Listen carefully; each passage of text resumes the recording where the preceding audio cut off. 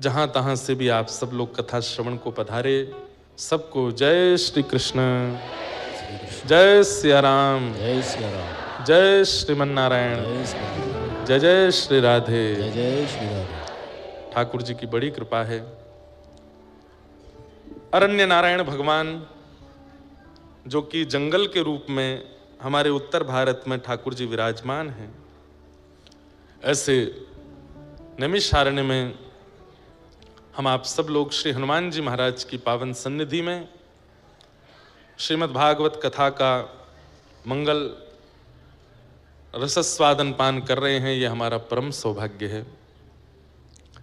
आज कथा का चतुर्थ दिवस और आज ही पूरे ब्रजमंडल में बड़े आनंद के साथ फुलेरा दौज श्री प्रिया प्रियतम के मंगल विवाह उत्सव का आनंद ले रहे हैं।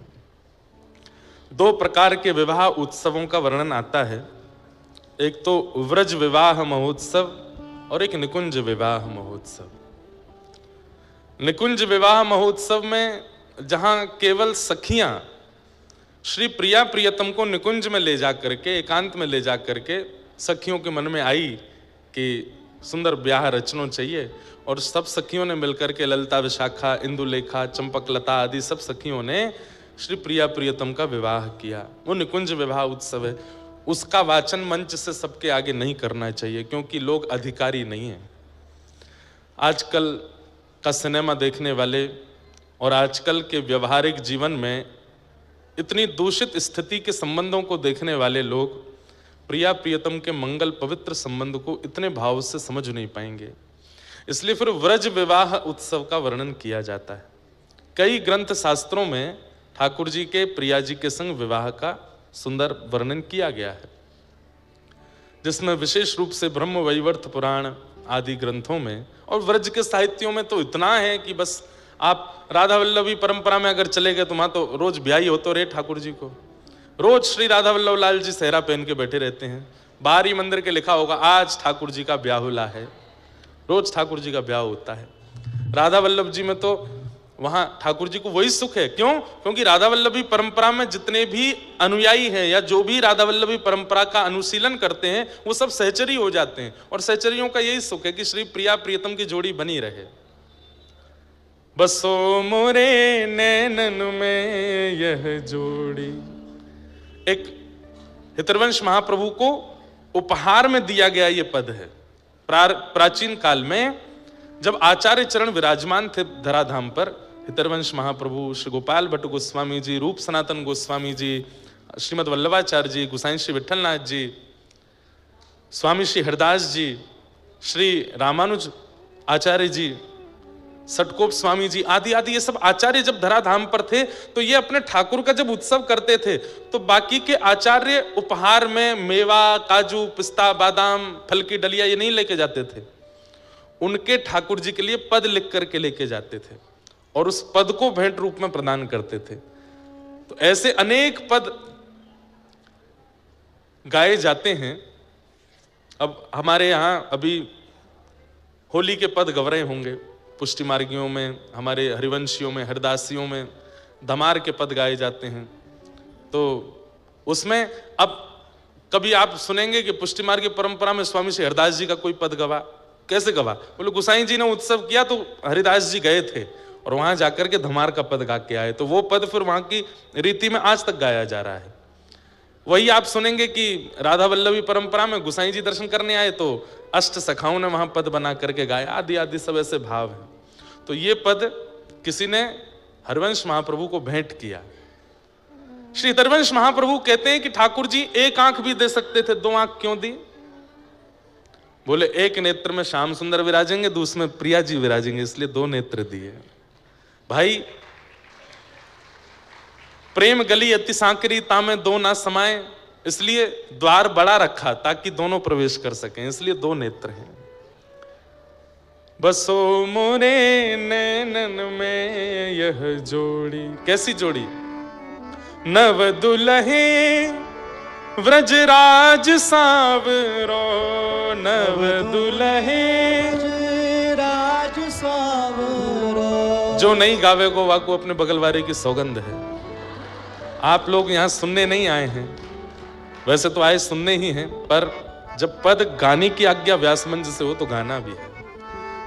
क्या पता आप तो बेमन से गाओगे, पर आपका गायन सुन के बगल वाला भाव से गावे, उसके चित्त में ठाकुर जी आ जाए।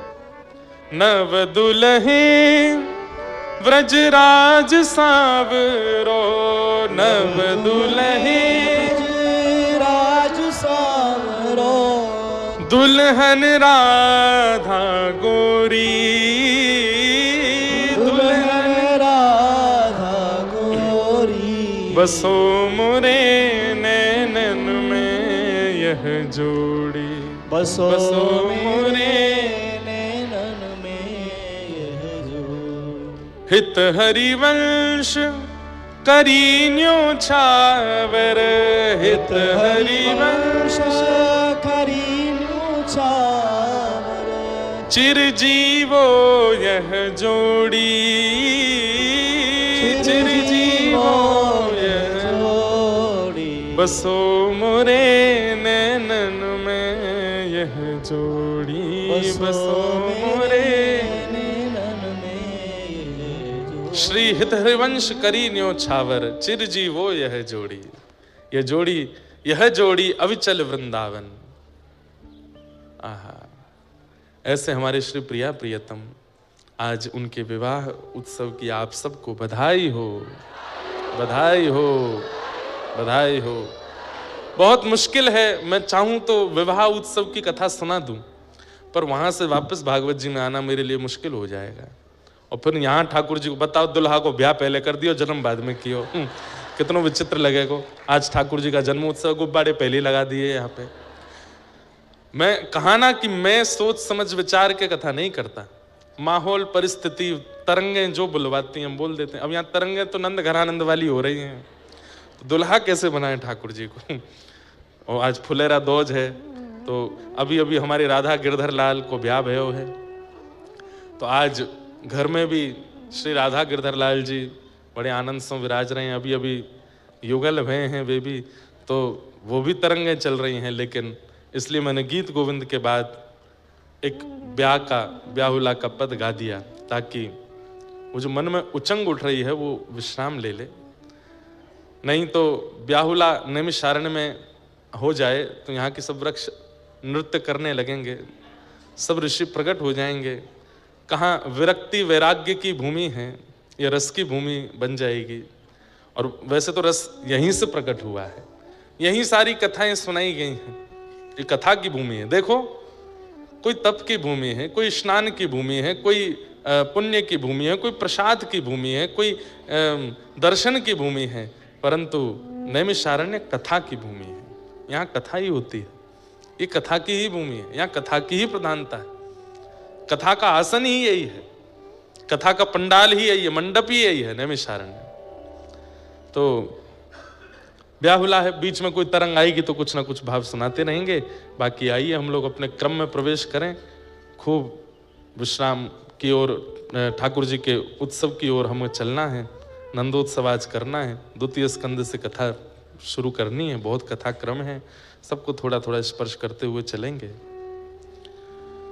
चरणों में बैठे हैं परीक्षित जी महाराज और निवेदन कर रहे हैं, अतः पृच्छामि संसिद्धिं योगिनां परमं गुरुं पुरुषस्येह यत् कार्यं म्रियमाणस्य सर्वथा। मेरा प्रश्न है भगवान आपके चरणों में, क्या जिसके जीवन के शेष दिन कुछ ही बचे हैं, उसको अपनी मुक्ति के लिए क्या करना चाहिए? जिसके जीवन के बहुत कम दिन बचे हैं, उसको अपनी मुक्ति के लिए क्या करना चाहिए? बंधुओं, बहुत ध्यान से सुनिएगा सब लोग, हम सबके शेष ही दिन बचे हैं। कोई यहां माई का लाल ऐसा नहीं बैठा है जो ये कह दे कि मैं इतने दिन और जीवित रहने वाला हूं। कभी भी प्राण जा सकते हैं, कभी भी तन छोड़ सकती है ये आत्मा। तो ये प्रश्न कहीं ना कहीं हम सबके लिए है कि म्रियमाण व्यक्ति को अपनी मुक्ति के लिए क्या करना चाहिए। हम सब म्रियमाण अवस्था में, कभी भी प्राण जा सकते हैं हमारे। इसी प्रश्न को सुनकर के अब यहां से श्री सुखदेव जी महाराज कहना प्रारंभ करते हैं। वरीयाने शते प्रश्न क्रतो लोक हितम नृपः आत्मविद सम्मतः पुंसाम श्रोतव्यादिषु यप्पर। राजन, तुम जो पूछ रहे हो कि जल्दी मरने वाले की मुक्ति का उपाय क्या है, अगर तुमने ये लोक हित के लिए प्रश्न किया है तो ये प्रश्न उचित है। संसार समाज के लिए अगर ये प्रश्न किया है तो ये प्रश्न उचित है, लेकिन अपने लिए अगर किया है तो ये उचित नहीं है। सुखदेव जी की इस बात को सुनकर परीक्षित बोले, क्या मैं संसार में नहीं आता? सबके लिए पूछ रहा हूं तो ये उचित है, अपने लिए पूछ रहा हूं तो ये उचित नहीं है। इसका क्या अर्थ हो सकता है भगवान? बोले, तुम कौन हो? पांडवों के वंशधर हो, तुम वो बालक हो जिसने जन्म से पूर्व भगवत दर्शन किया है मातृगर्भ में। हमने कथा नहीं कही थी, जल्दी में स्पर्श करके निकल गए थे। उत्तरा के गर्भ में जब तुम विराजमान थे, उस समय अश्वत्थामा ने तुम्हारी हत्या करने के लिए ब्रह्मास्त्र छोड़ा था, तब ठाकुर जी ने गर्भ में जाके तुम्हारी रक्षा की। तुम वो बालक हो जिसने जन्म बाद में लिया है, भगवान का दर्शन गर्भ में पहले किया है। तुम पांडवों के वंशधर हो। इतनी सब योग्यताएं होने के बाद भी तुम ये पूछ रहे हो कि जल्दी मरने वाली की मुक्ति का उपाय क्या है? अरे तुम्हें मुक्ति वैसे ही मिल जानी है। भगवत साक्षात्कार जिसने भी अपने जीवन में किया है, कभी ना कभी उसे मुक्ति मिलनी ही मिलनी है। तुमने किया है, तुम्हारी मातृगर्भ में ठाकुर जी आए हैं, तो तुम्हें तो मुक्ति मिली हुई ही है। तुम ये कहो कि मुक्ति के लिए मैं क्या करूं, तो ये प्रश्न तुम्हारे लिए उचित नहीं है।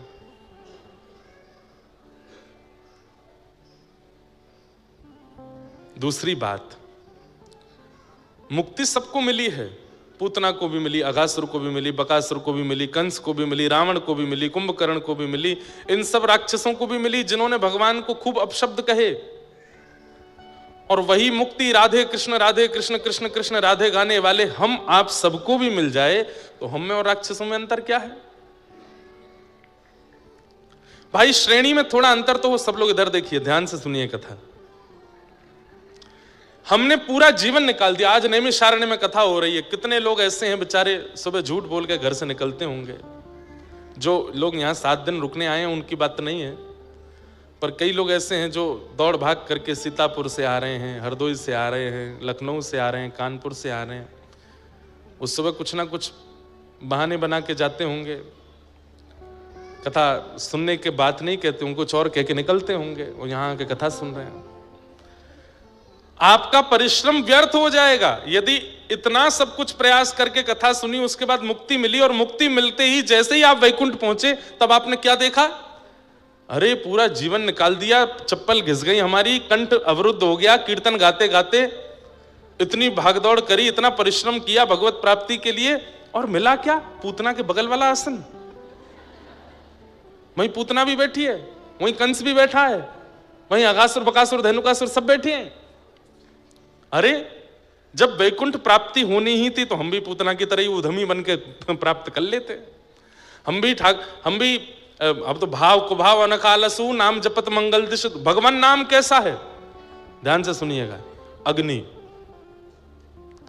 अग्नि को बहुत मनाओ, अरे अग्नि तू बड़ी प्यारी है, मैं तुझको घी पिलाऊंगा, मैं तुझको ये खिलाऊंगा, तू मुझको जलाना नहीं। अग्नि के पास हाथ ले जाओ, क्या होगा? कितनी भी प्रार्थना करियो नहीं जलाएगी? जलाएगी। और भले ही आप अग्नि को 1000 गाली दे दो, तब छुओ तब भी जलाएगी। ऐसी भगवान नाम है, भाव से जपो चाहे बिना भाव के जपो, वो अपना प्रभाव तो करेगा, उसका प्रभाव तो होगा। वो अपना स्पर्श से जो गतिविधि नाम से होती है वो होगी ही होगी। तो हमें तो इस बात का बड़ा कंसर्न है कि भाई इतनी कथा गा करके, इतना सब कुछ करके, इतनी मेहनत करके, इतना परिश्रम करके, जीवन पूरा ठाकुर जी को अर्पित करके मुक्ति मिली, और उसमें भी मुक्ति में क्या मिला? वही स्थान मिल गया जो सब राक्षसों को भी मिला है। तो फिर हम में और उनमें अंतर क्या है?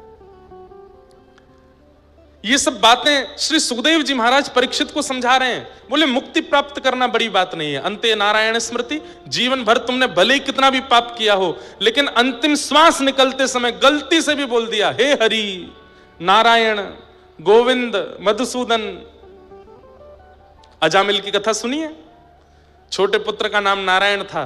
यमदूत पकड़ने के लिए आए तो अपने पुत्र को बुला रहा था, नारायण बचाओ, नारायण आओ। इतने में ही विष्णुदूत आ गए और यमदूतों को भगा करके उसको वैकुंठ ले गए। जीवन भर इतना पाप किया, व्यभिचार किया, दुर्भाव किया, लेकिन अंत में नारायण बोलने मात्र से सदगति हो गई। एक बहुत सुंदर बात है। एक बात बड़ी प्रसिद्ध है, जन्म जन्म मुनि जतन कराई, अंत राम कही आवत नाई।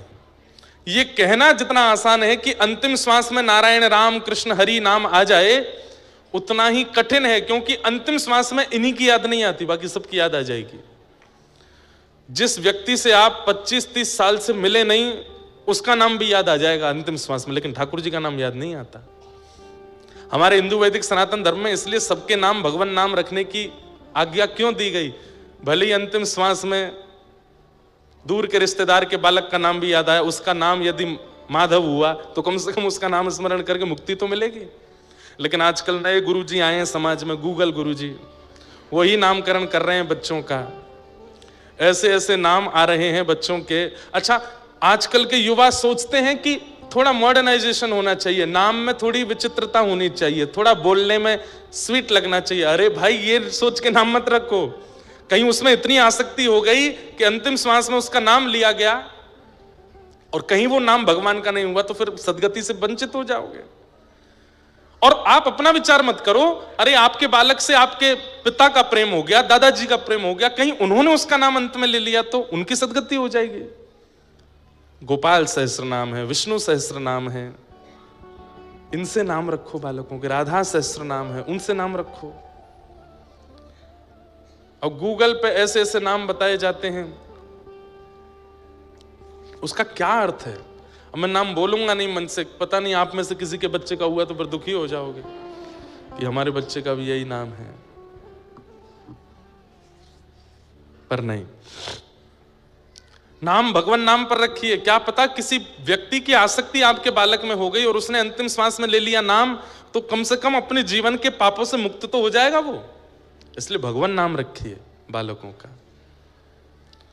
वैसे अभी गूगल गुरुजी ने नाम धरे हैं, पूर्व समय में भी कई बड़े बुजुर्गों के नाम भी बड़े अलग होते थे। अब मिश्री देवी, जिनका नाम मिश्री है, उसका नाम कोई बोले अंतिम श्वास में तो कैसे मुक्ति मिले?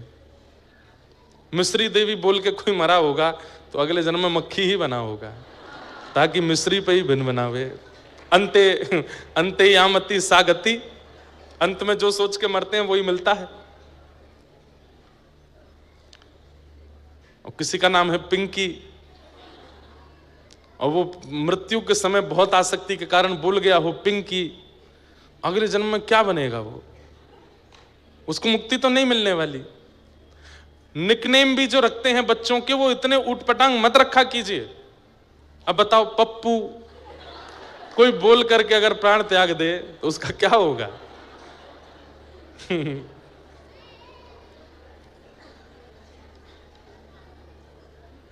बहुत ऊंची बात है।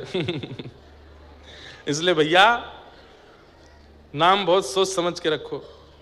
बट डन क्या नाम है? अब कोई प्राण त्याग दे इस बात को बोलते छुट्टन। नाम ऐसे रखिए जो भगवत संबंधी हो। निकनेम भी बच्चों के रखने हैं तो जैसे यशोदा मैया ने रखे हैं, कान्हा रखा, कनुआ रखा, गोविंद रखा, गोपाल रखा, ऐसे नाम रखो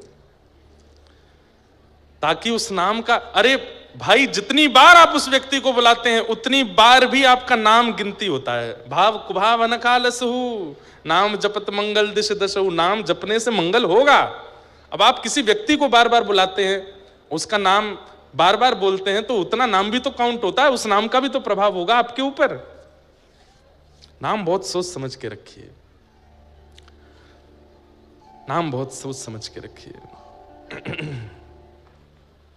तो क्या बता रहा था मैं? हाँ, अंते नारायण स्मृति, उससे भी मुक्ति मिल जाती है। अंत में कोई भगवान नाम ले ले तो मुक्ति निश्चित है।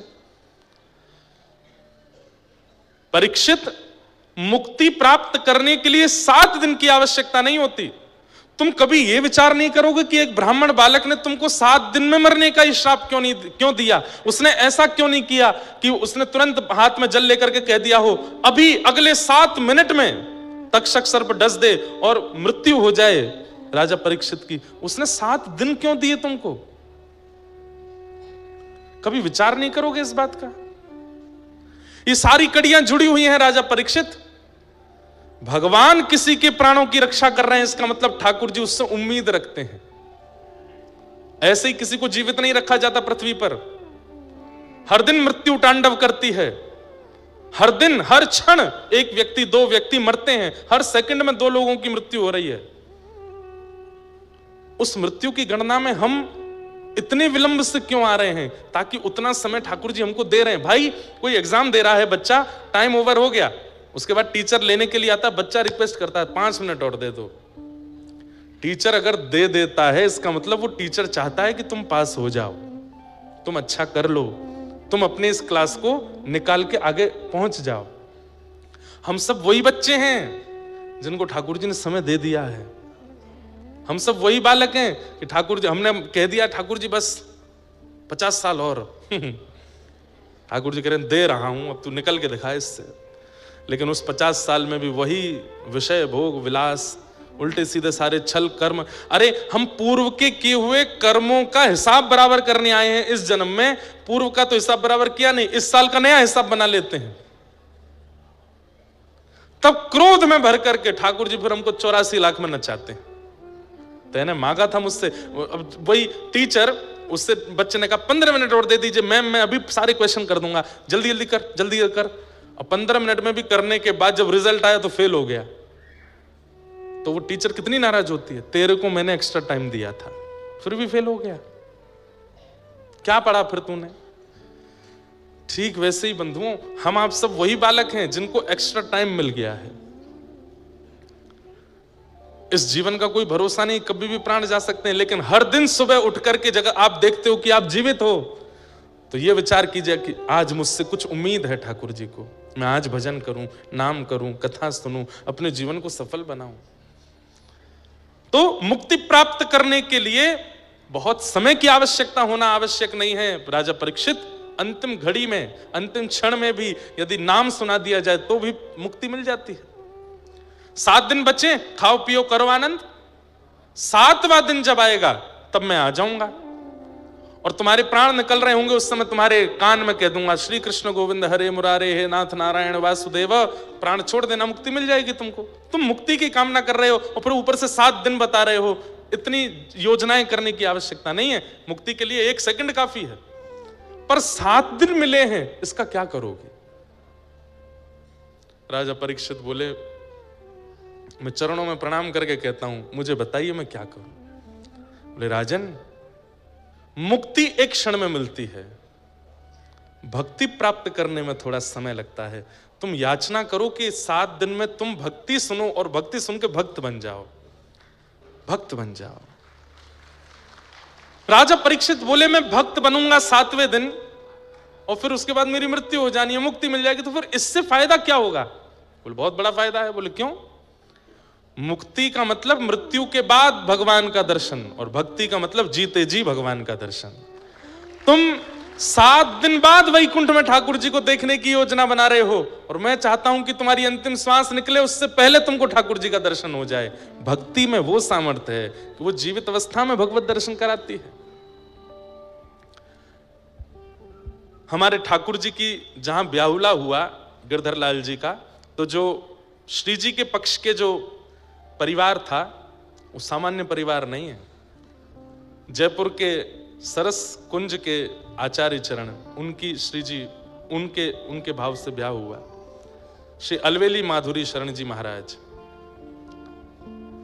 उनके परंपरा के कई पद में गाता हूं, सरस माधुरी जी के। कल मैंने एक गजल भी गाई थी, सदगुरु शरण में सभी फल मिलेंगे, गुरु मिल गए तो युगल भी में। हर साल हमने एक भक्तमाल की कथा उनके यहां करने का नियम लिया है, भक्तमाल में वहीं करता हूं। उनकी ही परंपरा में एक याकूब हसन, मोहम्मद याकूब करके एक भक्त हुए, उन्हीं की परंपरा में पूर्व में। उनका नाम श्री सरस माधुरी जी ने रखा था सनम, क्या नाम रखा था? वैसे तो उनका नाम कुछ और, दीक्षा के बाद नाम बदल देते हैं ना, शिष्य का एक नाम भगवत संबंधी नाम रखते हैं। जैसे हमारी परंपरा में जब दीक्षा होती है तो गोवर्धन रामानुज दास या फिर यमुना रामानुज दासी, ये इन भावों से नामकरण होता है। तो मोहम्मद याकूब, राजस्थान में एक स्थान है अलवर, वहां के एक प्रोफेसर के बेटे थे मोहम्मद याकूब, और इनके जो पिताजी थे वो अजमेर में एक हॉस्पिटल में उनकी नौकरी लग गई थी। बहुत ध्यान से सुनिएगा, भक्ति की सामर्थ्य देखिए। हम तो हिंदू हैं, हम तो वैष्णव हैं, हम तो कथा सुनते हैं, और मैं कोई अभिमानवश नहीं कह रहा हूं। हमने दीक्षा देना गत वर्ष प्रारंभ किया। उन दीक्षा लेने वाले सब वैष्णव बालकों में 4 बालक मुस्लिम भी हैं जिन्होंने दीक्षा ली है। जब दीक्षा लेने के लिए आते तो मैं पहले पूर्व का नाम पूछता हूं कि आपका नाम क्या है, तो नाम बताते हैं, और नाम के बाद फिर उस नाम से जो प्रेरणा मिलती है वो नाम गुरु प्रदत्त नाम उनकी शरणागति में रखते हैं। दिल्ली की बात थी, एक बालक आया, उसको दीक्षा दी। तो हमारी दीक्षा में पंच संस्कार होते हैं। पंच संस्कार में पहले तप्त मुद्रा दी जाती है, शंख चक्र, उसके बाद तिलक दिया जाता है, उसके बाद मंत्र दिया जाता है, और फिर नाम दिया जाता है। तो मुद्रा देने के बाद हमने पूछा तुम्हारा नाम क्या है? नेत्र सजल हो गए। मैंने क्या हुआ? बोले आप छोड़ तो नहीं देंगे? मैंने कहा क्यों छोड़ूंगा, नाम बताओ। आप मुझे मना तो नहीं कर देंगे? मैंने कहा मैं नहीं करूंगा, नाम तो बताओ। तो फिर उसने अपना नाम, कुछ अली करके नाम था, नाम बताया। बोले महाराज जी मैं रोज गीत गोविंद करता हूं, रोज कथा सुनता हूं, मैं बिहार का निवासी हूं, मेरा पूरा खानदान कट्टर मुस्लिम है, पर एक बार एक रील देख ली थी मैंने, और मैं उस समय बड़ी विषम स्थिति में था, प्राण त्यागने की स्थिति में था, और वो रील देख करके मैंने फिर ढूंढा कि कौन है। फिर मैंने उसके बाद कथा सुनी। मैं पिछले 2 साल से पूरी कथा सुनता हूँ। मुझसे आप गीत गोविंद सुन लीजिए, मुझसे आप नारायण कवच सुन लीजिए, गीत गोपी गीत सुन लीजिए, मुझे सब याद है। घर वालों से छुप छुप के सब करता हूँ। मेरी माँ मेरी सहायक है। मैंने उन्हें बताया कि मैं दीक्षा लेने वाला हूँ, हिंदुओं के गुरुजी से दीक्षा ले रहा हूँ। तो महाराज जी एक मेरे ऊपर कृपा है भगवान की, क्या मेरा पूरा खानदान गरीब है, बस मैं कमाने वाला हूँ, इसलिए कोई उंगली नहीं उठा रहा है मुझ पर, तो इसलिए मैं दीक्षा लेने आया हूँ। उसका हमने नाम रखा गिरधर प्रिय रामानुज दास। और मांस मदिरा बहुत दूर की बात है, प्याज लहसुन भी नहीं खाते वो। और जिस दिन से दीक्षा ली हमसे मिले भी नहीं है। बोले कि जब कुछ प्राप्त कर लूंगा तब आऊंगा आपके पास, आपको निराश नहीं करूंगा। आपने शरणागति की है तो आपको कुछ सुनाने के लिए या कुछ अनुभव करके ही आपके पास आऊंगा, तब तक मुख नहीं दिखाऊंगा आपको। मैंने कहा जय हो भैया। तो मोहम्मद याकूब अलवर में रहते थे, उनका चरित्र है पूरा। पिताजी एक हॉस्पिटल के हेड बन गए थे अजमेर में, तो पिताजी ज्यादातर अजमेर रहते थे, कभी कभी अलवर आते थे। इनकी माताजी जो थी वो भी मुस्लिम थी, लेकिन जैसे बच्चों को कईयों को नॉवल पढ़ने का शौक होता है, किताब पढ़ने का शौक होता है, इनकी माँ ने भी बचपन में कई किताबें पढ़ी, और पढ़ते पढ़ते उनके हाथ रामचरित्र मानस पढ़ गए। और उन्होंने जब मानस जी को पढ़ा, तुलसीदास जी के कृत मानस जी को, तो इतना मन लगा, उसको पढ़ती रही। इनके पिता ने, माँ ने, सबने डांटा तेरा ब्याह होने वाला, ये छोड़ दे। ये छुपा करके मानस जी अपने घर ले आई और अपने पति से छिपके पढ़ती थी। लेकिन जब पति की नौकरी लग गई अजमेर में तो ये बड़ी खुश, पूरे दिन मानस जी पढ़ती थी। तब इनको किसी ने कह दिया कि तुमने मानस जी पढ़ ली, अब एक बार वाल्मीकि रामायण भी पढ़ो।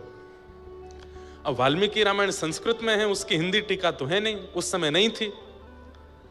तब मोहम्मद याकूब ये डॉक्टरी की पढ़ाई कर रहे थे अलवर में। तब इन्होंने अपने पुत्र से एक दिन कहा, बोले तुम पढ़ने में इतने अच्छे हो, जो चाहते हो वो पढ़ लेते हो, अपनी माँ की एक इच्छा पूरी करोगे? बोले कहिए ना माँ, मैं क्या करूं? तो बोले कि है तो विपरीत बात, पिता को पता चले तो हो सकता है कि मारपीट तक उतर आवे, और समाज को पता चले तो बहुत बड़ा बहिष्कार, मृत्यु दंड तक मिल सकता है। लेकिन मेरी एक इच्छा है, मेरा मन इतना राम में लग चुका है, मैं इतना ज्यादा उनमें खो चुकी हूं, चलते फिरते मुझे राम दिखते हैं। तो इनके पुत्र बोले, माँ कैसी बात करती हो, ये तो हिंदुओं के भगवान है। बोले हाँ, मैं चुप चुप के मानस पढ़ती हूँ, मेरा बहुत मन है कि मेरे प्राण निकले एक बार, उससे पहले मैं वाल्मीकि रामायण पढ़ूं, परंतु वो संस्कृत में है, मैं पढ़ नहीं पाऊंगी, समझ नहीं पाऊंगी, मैं क्या करूं मां? बोले तुम पढ़ने में बहुत अच्छे हो, तुम जल्दी जल्दी याद कर लेते हो, तुम संस्कृत पढ़ लो, और संस्कृत की विद्या अध्ययन करके, संस्कृत सीख करके तुम मुझे वाल्मीकि रामायण रात में छुप करके कमरे में बैठ के सुनाओ, जब जब पिता नहीं रहेंगे तो मैं वाल्मीकि रामायण सुनूं, मेरी एक अंतिम इच्छा है। तो मोहम्मद याकूब बोले, मां मुझे पढ़ाएगा कौन संस्कृत? पूरे नगर के ब्राह्मणों के पास गए, सबने कहा तुम मांस मदिरा का सेवन करने वाले हो, मुस्लिम हो, तुमको हम संस्कृत नहीं पढ़ाएंगे। तो मां ने कहा, बेटा मेरे लिए इतना नहीं करेगा? बोले क्या? तू छोड़ दे मांस मदिरा, नहीं खाया कर। बोले मां हमारा एक त्योहार है, उसमें तो खाना ही पड़ता है। बोले कि दिखाना सबको पर खाना नहीं, और इतना विश्वास किसी ब्राह्मण को दिला दे कि तू नहीं खाएगा, शायद वो तुझे पढ़ा दे। कल जो मैंने एक पद गाया था ना गोस्वामी तुलसीदास जी का, वो यहां सिद्ध होता है कि मोहम्मद याकूब की मां को राम जी मीठे लग गए हैं, जो मोहे राम लागते मीठे, इतने मीठे लग गए कि अपने पुत्र को पूरे विपरीत क्रिया करवा दी, अपने धर्म से विपरीत। तब एक अलवर के पास के एक ब्राह्मण थे, उनको जब इन्होंने विश्वास दिला दिया कि मैं शुद्ध रहूंगा, पवित्र रहूंगा, आप कृपा कर मुझे संस्कृत पढ़ाओ, तब उन्होंने 6 महीने संस्कृत का अध्ययन किया, और 6 महीने में इतना याद कर लिया, इतने अद्भुत हो। अपनी डॉक्टरी की पढ़ाई भी करते थे, वहां पर भी निपुण, और रात्रि छुप करके संस्कृत पढ़ने जाते। संस्कृत जब पूर्ण रूपेण आ गई, तब वाल्मीकि रामायण लेके आए और अपनी माँ को सुनाते, श्लोक कहते, फिर उसका अर्थ सुनाते, फिर श्लोक कहते, अर्थ सुनाते। मां तो सुनते सुनते सुनते भाव विभोर होकर सो जाती, लेकिन इनके ऊपर जो उसका असर होता था वो अलग था। ये तो बस उसी चित्त में रहते, उसी भाव में रहते, हनुमान जी की झांकी, राम जी की झांकी, लक्ष्मण आदि इन सब के भाव में बने रहते। अब वाल्मीकि रामायण पढ़ के रामचरित्र तो इनको सब समझ में आ चुका था, अब इच्छा प्रकट हुई कि अब रामायण तो हो गई, अब मैं क्या पढ़ूं? तब एक दिन उन्होंने उन्हीं गुरुजी के पास जाके बोले, गुरुजी अब मैंने रामायण तो पढ़ लिया, अब क्या पढ़ूं? बोले अच्छा श्रीमद् भागवत पढ़ो। और जैसे ही श्रीमद् भागवत प्रदान की, प्रथम द्वितीय तृतीय चतुर्थ पंचम षष्ठम सप्तम अष्टम नवम, और जैसे ही 10वें स्कंद में पहुंचे और गोपी गीत का पाठ किया है, गोपी गीत का पाठ करते ही मेरो मन गिरधर छवि पे अटक्यो, सजल श्याम घन वरण लीन है, फिर चित अनंत न भटक्यो, मेरो मन गिरधर छवि पे अटक्यो। अब तो अलवर में दिखने वाली पहाड़ियां इनको गिरिराज जी दिखने लगे, अलवर में दिखने वाले सरोवर राधा कुंड कृष्ण कुंड लगने लगे, बहनी वाली नदियां यमुना जी लगने लगी, और दिखने वाला हर श्याम वर्ण का व्यक्ति कृष्ण लगने लगा। नेत्रों में आंसू 24 घंटे रहने लगे, ये सूखे नेत्र नहीं रहते थे, 24 घंटे नेत्रों में अश्रु। और श्याम सुंदर कहां मिलेंगे, कैसे मिलेंगे, कब मिलेंगे, बस इसी स्थिति में रहने लगे। मां तो चली गई, लेकिन याकूब की स्थिति ऐसी कर गई, अब क्या करूं? एक दिन लाइब्रेरी में बैठ करके कुछ पढ़ रहे थे, तभी इन्होंने वहां देखा कि किसी के सिर पर तिलक है और वो किताब पढ़ रहा है और दूसरे हाथ में माला जप रहा है। इन्होंने जैसे उसको देखा, धीरे धीरे उसके पास गए और पास जाकर के बोले, आपने तिलक लगाया है, कंठी माला पहनी, आप क्या जप रहे हैं? बोले मेरे गुरुदेव ने मंत्र दिया है, इस मंत्र से भगवत प्राप्ति होगी, प्रिया प्रियतम की प्राप्ति होगी। ये चरणों में गिर गए, मुझे ये मंत्र दे दीजिए, मुझे भी उनका दर्शन करना है। बोले तुम तो मुस्लिम हो?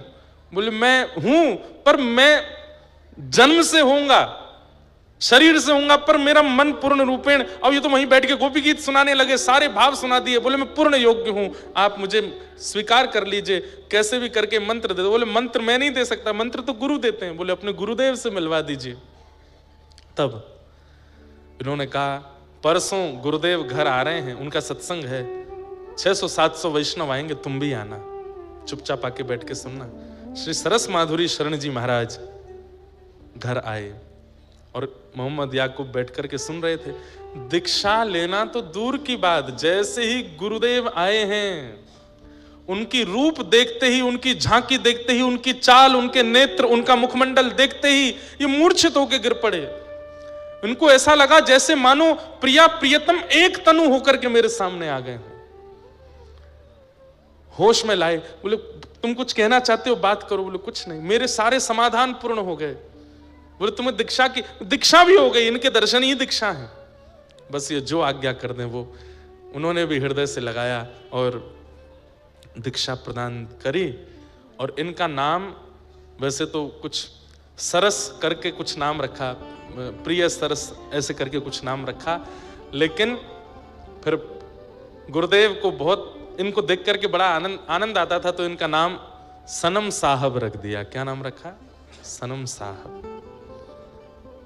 और सनम साहब जी ने फिर ऐसे ऐसे पद गाए हैं, ऐसे ऐसे भाव गाए हैं श्री प्रिया प्रियतम के मिलन के। अनुपम माधुरी जोड़ी हमारे श्याम श्यामा के, ये सब भाव उसी परंपरा के हैं। तो मुक्ति मतलब मृत्यु के बाद भगवत दर्शन, और भक्ति मतलब जीते जी ठाकुर जी का अनुभव। चाहे आप किसी जाति में हो, बिरादरी में हो, परंपरा में हो, कैसे नहीं हो, इससे कोई फर्क नहीं पड़ता। भक्ति जीवन में आ जाती है तो जीते जी ठाकुर जी का अनुभव होने लगता है। ठाकुर जी अनुभूति ही कराते हैं, ये बात लिख लीजिएगा, अनुभव ही होता है उनका। जैसे उस दिन नंदू भैया को यहां पर कोई डाल मचलती हुई दिखी, अब आप भूत प्रेत नहीं मानना, जिनको देख के भय लगे समझो वो भूत प्रेत है, और जिनको देख करके और देखने की इच्छा हो, जिस अनुभूति को देख करके, जिस भाव को देख करके और समीप जाने की इच्छा हो, समझ जाना वो अबनॉर्मल स्थिति जो दिख रही है वो ठाकुर जी ही हैं, वो आपको ही अनुभव करा रहे हैं।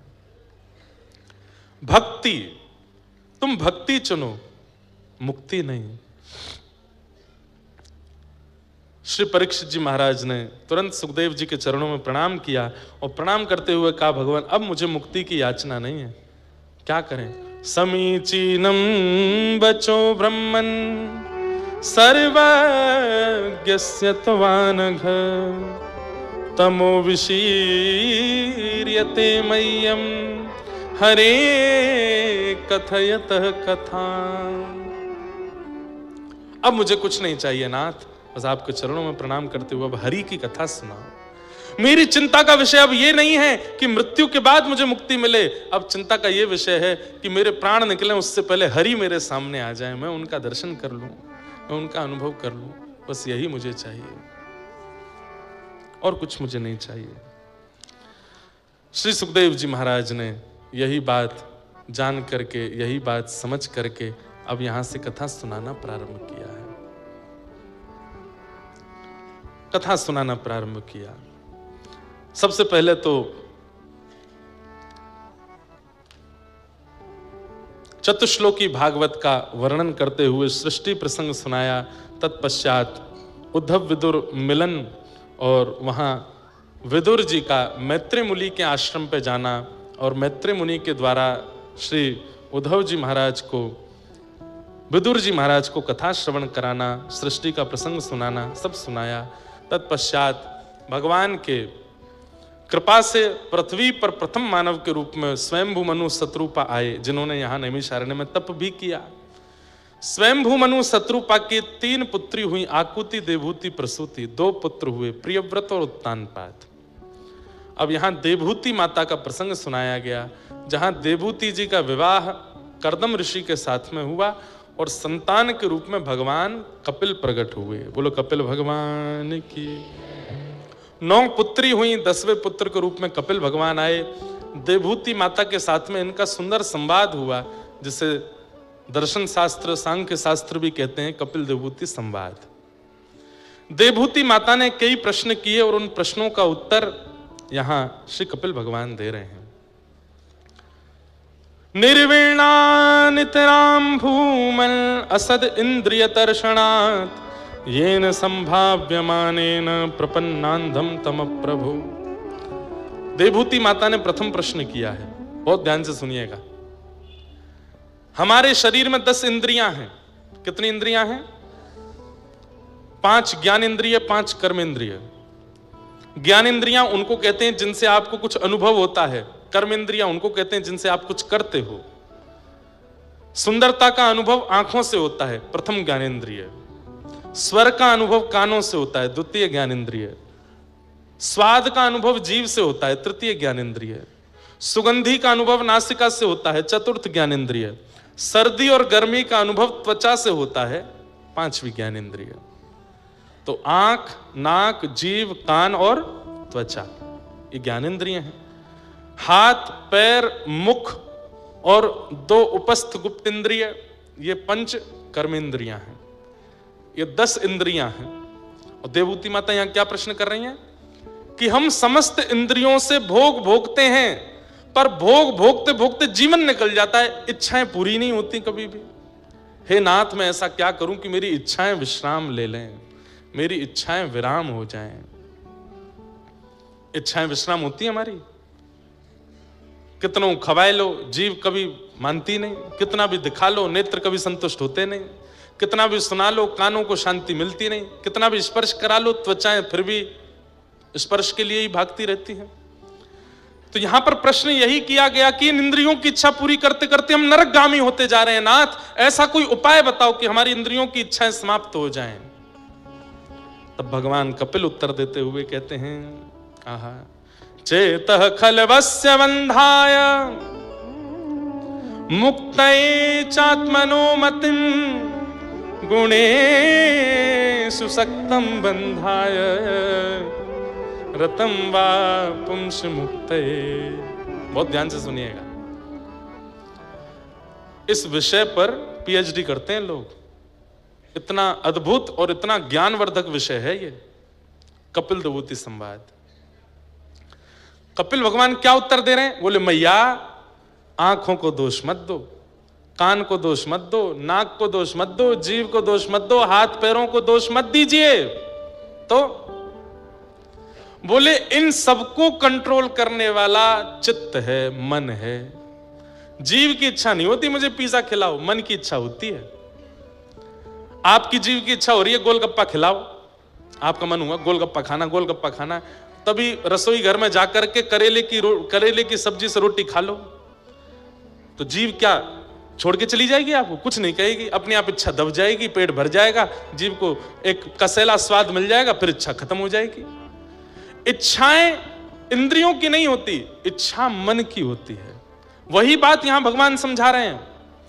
बोले, मां, इन इंद्रियों को दोष मत दीजिए, इंद्रियां बुरी नहीं है। इंद्रियों से इच्छा प्रकट कराने वाला, इनका स्वामी बनकर के अंदर बैठा है राक्षस, उसका नाम है चित्त। चेतः खलवस्य बंधाय, बंधन का कारण इंद्रियां नहीं है, बंधन का कारण मन है। इसका उदाहरण बताऊं? जब व्यक्ति 80 वर्ष का हो जाता है, आंखों पे पड़ेगा जाला, नाक से बहेगा नाला, लाठी से पड़ेगा पाला, जरा जिंदगानी का, उस समय पर भी इन इंद्रियों की इच्छाएं बहुत होती हैं। जब छोटे छोटे बच्चे गोलगप्पे खाते हैं अपनी अम्मा के सामने, बिना दांत वाली अम्मा का मन तो बहुत होता है, पर वो खा ही नहीं सकती हैं क्योंकि इंद्रियां बलवान नहीं है। इच्छाएं नहीं मरती हैं, हमारी इंद्रियां खत्म हो जाती हैं, पर इच्छाएं तब भी जीवित रहती हैं। अब बड़े बूढ़े लोगों से आप कहो, अब जो बड़े बूढ़े बैठे हैं बुरा नहीं मानना, हाँ, चलोगे मनाली घूमने, बहुत जाड़ा पड़ता है, कैसे जाएंगे? इसका मतलब ये नहीं है कि उनकी इच्छा नहीं, इच्छा तो है, पर शरीर साथ ही नहीं दे रहा है, अब कैसे जाएं? इच्छाएं तो, इच्छा नहीं मरती, इसलिए कहते हैं तृष्णा ना जीर्णा वयमेव जीर्णा। हमारी तृष्णा यानी कि इच्छा कभी नहीं मरती है, हम मर जाते हैं, हमारी इच्छाएं जीवित रहती हैं। मरते दम तक इच्छाएं खत्म नहीं होती। हमने कई बार सुना है, मरणासन स्थिति में पहुंच गया व्यक्ति, अंतिम श्वास ले रहा है, हाथ पैर चल नहीं रहे, लकवा मार गया, उससे पूछा गया कान पास रख के अंतिम इच्छा बता दो, तंबाकू खिला दो बीड़ी पिला दो अरे भाई, मरने वाले हो तुम, तुम्हारा पूरा कुल खानदान रो रहा है, अब भी इच्छा नहीं मरी तुम्हारी। लखनऊ की जलेबी खिला दो, वहां का समोसा ले आओ, एक बार खा लूं फिर मर जाऊं। अरे नहीं, अंतिम इच्छा कैसी हो? राधिका किशोरी संग रमण तुम्हारा, मुझको दिखा दो कभी ऐसा नजारा। राधिका किशोरी संग रमण तिहारा। अभी आप लोगों ने ब्याहुला देखा था गिरधर लाल जी का? किस किस ने देखा? ब्याहुला में पहले दिन आप लोगों ने रात्रि के उत्सव में ढाणिन लीला देखी थी। वहां ढाणिन बन के जो आई थी उनका नाम तो मुझे याद नहीं, पर उन्हीं का ये पद है। उन्होंने ही सारे पद लिखे हैं। रमन नाम है उनका, श्री रमन जी। सारे पद वही ढाणी बन के आए थे और श्री किशोरी जी हमारे ठाकुर जी के सामने ढाणिन लीला उन्होंने की थी, लहंगा पहन करके। पर अब इतने पद गाए हैं उन्होंने। चांद सा सलोना मुख लटें घूंघरारी हैं, भोए हैं कटीली आंखें तिरछी कटारे हैं। होया को चंदन सो महके बदन, होया को नाम है राधा रमन। रमन जी वही ढाणिन बन के आए थे लाल जी की लीला में, और ढाणिन लीला की थी उन्होंने, हमारे संग नाचे भी थे। कैसे? उन्हीं का ये पद है। राधिका किशोरी संग रमन तुम्हारा, मुझको दिखा दो कभी ऐसा नजारा। राधिका किशोरी संग रमण तिहारा, मुझको दिखा दो कभी ऐसा नजारा। फिर चाहे मैं मर जाऊं, फिर चाहे मैं मर जाऊं, फिर चाहे मैं मर जाऊं, फिर चाहे मैं कैसे बसा कर नैनन में, छिपा कर नैनन में, बसा कर नैनन में, छिपा कर नैनन में, ओ बसा कर नैनन में, छिपा कर नैनन में, बसा कर नैनन में, छिपा कर नैनन में। हे मनमोहन तुम्हें रिझाऊं, मनमोहन तुम्हें रिझाऊं, ओ तो है नित नए लाड़ लड़ाऊं, ओ तो है नित नए लाड़ लड़ाऊं, बसा कर नैनन में, छिपा कर नैनन में, बसा कर नैनन में, छिपा कर। श्री राधा रमण लाल की।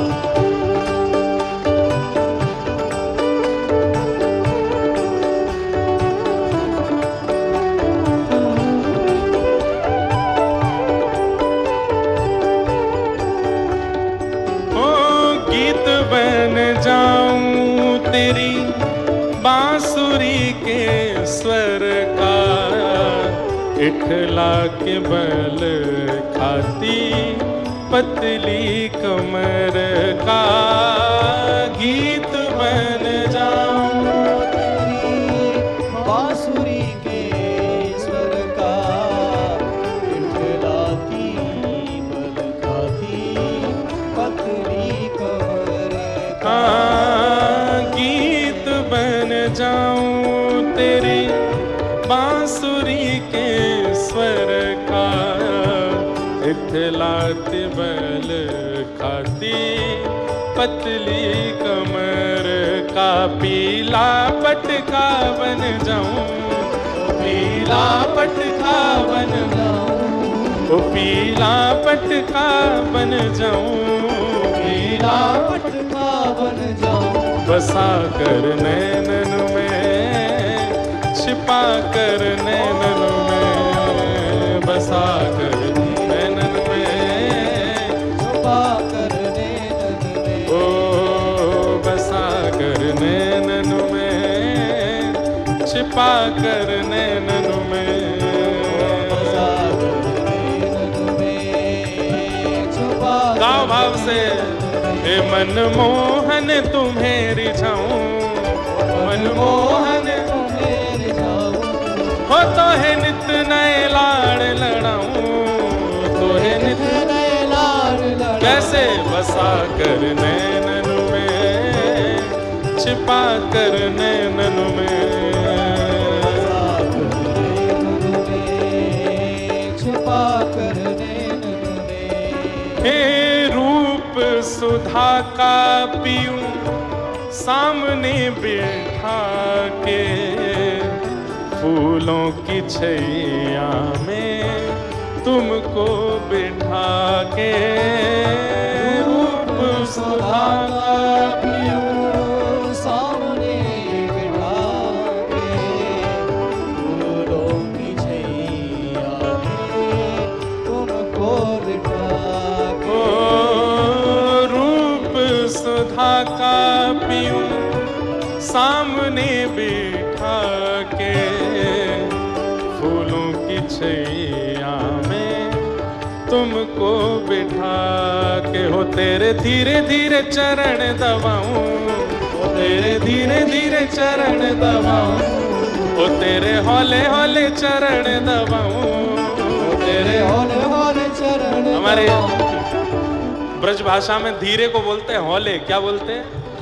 अरे भैया ने हौले हौले चलियो, धीरे धीरे चलियो, ओ तेरे हौले हौले चरण दबाऊं, ओ तेरे हौले हौले चरण दबाऊं, हाँ बसा कर नैनन में, छिपा कर नैनन में, बसा कर छुपा कर नैनन में, हाँ बसा कर नैनन में, छिपा कर नैनन में, बसा कर नैनन में, छुपा कर नैनन में, ओ मनमोहन तुम्हें रिझाऊं, मनमोहन तुम्हें रिझाऊं, हो तो है नित नए लाड़ लड़ाऊं, तो है नित नए लाड़ लड़ाऊं, बसा कर नैनन में, छिपा कर नैनन में, बसा कर छुपा कर नैनन और में, ये पंक्ति बहुत प्रिय लगती है। घुंघरू बनूं जो तेरी पायल का प्यारे, पल पल चूमा करूं चरण तुम्हारे, घुंघरू बनूं जो तेरी पायल का प्यारे, पल पल चूमा करूं चरण तुम्हारे, ओ घुंघरू बनूं जो तेरी पायल का प्यारे, पल पल चूमा करूं चरण तिहारे, हो तेरे संग संग नाचूं गाऊं, हो तेरे संग संग नाचूं गाऊं, हो तेरे संग संग नाचूं गाऊं, तेरे संग संग नाचूं, कैसे बसा कर नैनन में, छिपा कर नैनन में, बसा कर नैनन में, छुपा कर नैनन में, ओ बसा कर नैनन में, छिपा कर नैनन में, बसा कर नैनन में, छुपा कर नैनन में, ओ मनमोहन तुम्हें रिझाऊं, मनमोहन तुम्हें रिझाऊं, ओ तो तोहे नित नए लाड लड़ाऊं, नित नए लाड लड़ाऊं, बसा कर नैनन में, छिपा कर नैनन में, छुपा कर नैनन में, ओ बसा कर नैनन में, छिपा कर नैनन में, बसा कर नैनन में, छुपा कर नैनन में, ओ बसा कर नैनन में, छिपा कर नैनन में, बसा कर नैनन में, छुपा कर नैनन में। हरि बोल हरि बोल हरि बोल हरि बोल हरि बोल हरि बोल हरि बोल, हाँ हरि बोल हरि बोल हरि बोल हरि बोल, हरि बोल हरि बोल हरि बोल हरि बोल। ओ जय जय राधा जय जय राधा, जय जय राधा रमण हरि बोल, जय जय राधा रमण हरि बोल, जय जय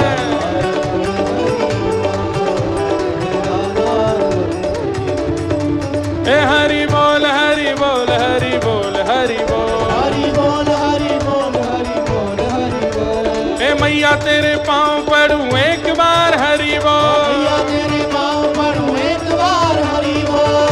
महाप्रभु श्री चैतन्य कहते हैं भैया एक बार हरि बोल बोल दो बस, मैया तेरे पाँव पड़ूं एक बार हरि बोल, मैया तेरे पाँव पड़ूं एक बार हरि बोल। भैया तेरे पाँव पड़ूं एक बार हरि बोल, मैया तेरे पाँव पड़ूं एक बार हरि बोल। हरि बोल हरि बोल, बोल हरि बोल, हरि बोल हरि बोल, हरि बोल हरि बोल। ओ मुकुंद माधव हरि हरि बोल, मुकुंद माधव हरि हरि बोल। हाँ मुकुंद माधव हरि हरि बोल, मुकुंद माधव हरि हरि बोल। हरि बोल हरि बोल, हरि बोल हरि बोल, हरि बोल हरि बोल, हरि बोल हरि बोल।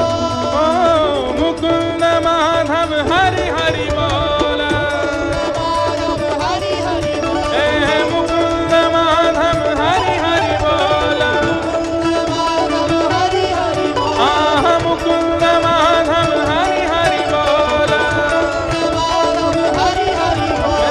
मुकुंद माधव हरि हरि बोल, माधव हरि जय हरि बोल। जय श्री राम, जय जय श्री राम, जय जय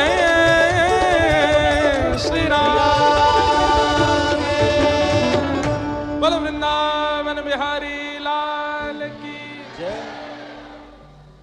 राधिका किशोरी संग रमण तुम्हारा, मुझको दिखा दो कभी ऐसा नजारा, फिर चाहे मैं मर जाऊं, फिर चाहे मैं मर जाऊं, बसा कर नैनन में, छिपा कर नैनन में, हो बसा कर छुपा कर नैनन। चेतः खलवस्य बन्धाय मुक्तये चात्मनोमतं, गुणेषु सक्तं बन्धाय रतं वा पुंस मुक्तये। भगवान कपिल कह रहे हैं मां, बंधन का कारण इंद्रियां नहीं, बंधन का कारण मन है। यदि इंद्रियां नहीं होती तो मेरा दर्शन कैसे करते, नेत्र नहीं होते मेरा दर्शन कैसे होता, कान नहीं होते मेरी कथा कैसे सुनते, जीव नहीं होती मेरा प्रसाद कैसे पाते, हाथ नहीं होते करताल कैसे बजाते, चरण नहीं होते परिक्रमा कैसे करते। अरे ये इंद्रियां हैं तो मेरी प्राप्ति हो सकती है, इंद्रियां नहीं होती तो मेरी प्राप्ति भी नहीं हो पाती। इन इंद्रियों को आप असद कैसे कह सकती हो मां? ये इंद्रियां असद नहीं है, असद मन है। और इस असद मन को सुधारने का एक ही तरीका है, क्या? प्रसंगम अजरम पाशम आत्मनः कवयो विदुः स एव साधु सुकृतो मोक्ष द्वारमपाव्रतम। इस मन को संसार की जगह सत्संग में लगा दो। मैया, जितना संग संसारी लोगों का करोगे उतना मन आपकी इच्छाएं प्रकट करता जाएगा। जितना ये मन सत्संगियों के बीच में रहेगा उतने इस मन की इच्छाएं दबती चली जाएंगी। फिर ये मन मेरी कामना करेगा। समझ में आई बात? आ तो गई, पर करेगा कोई नहीं। संग दोष, आप जैसों का संग करोगे मन वैसा होता चला जाएगा। छोटा बालक जितना शुद्ध होता है, छोटा बालक जितना करुण होता है, छोटा बालक जितना अद्भुत होता है, बड़े होते होते उसमें इतने दोष क्यों आते हैं? संग दोष के कारण।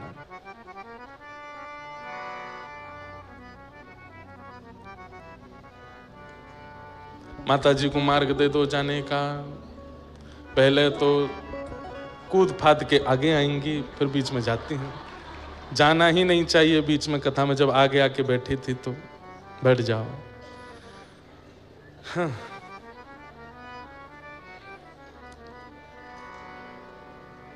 तितिक्षव कारुणिका श्रुहृद सर्वदेहिनां अजात सत्रवः शांता साधवः साधुभूषणा। ये पंच लक्षण बताए हैं। ये पंच लक्षण जिसमें हो उसका संग करना चाहिए, भगवान कह रहे हैं। सबसे पहला सहनशीलता, पेशेंस, जो कि आज की तारीख में 99% लोगों में नहीं है। पेशेंस नहीं है। लोग बाग कहते हैं आजकल बच्चों को डिप्रेशन हो जाता है, आजकल बच्चे एंजाइटी के शिकार हो जाते हैं।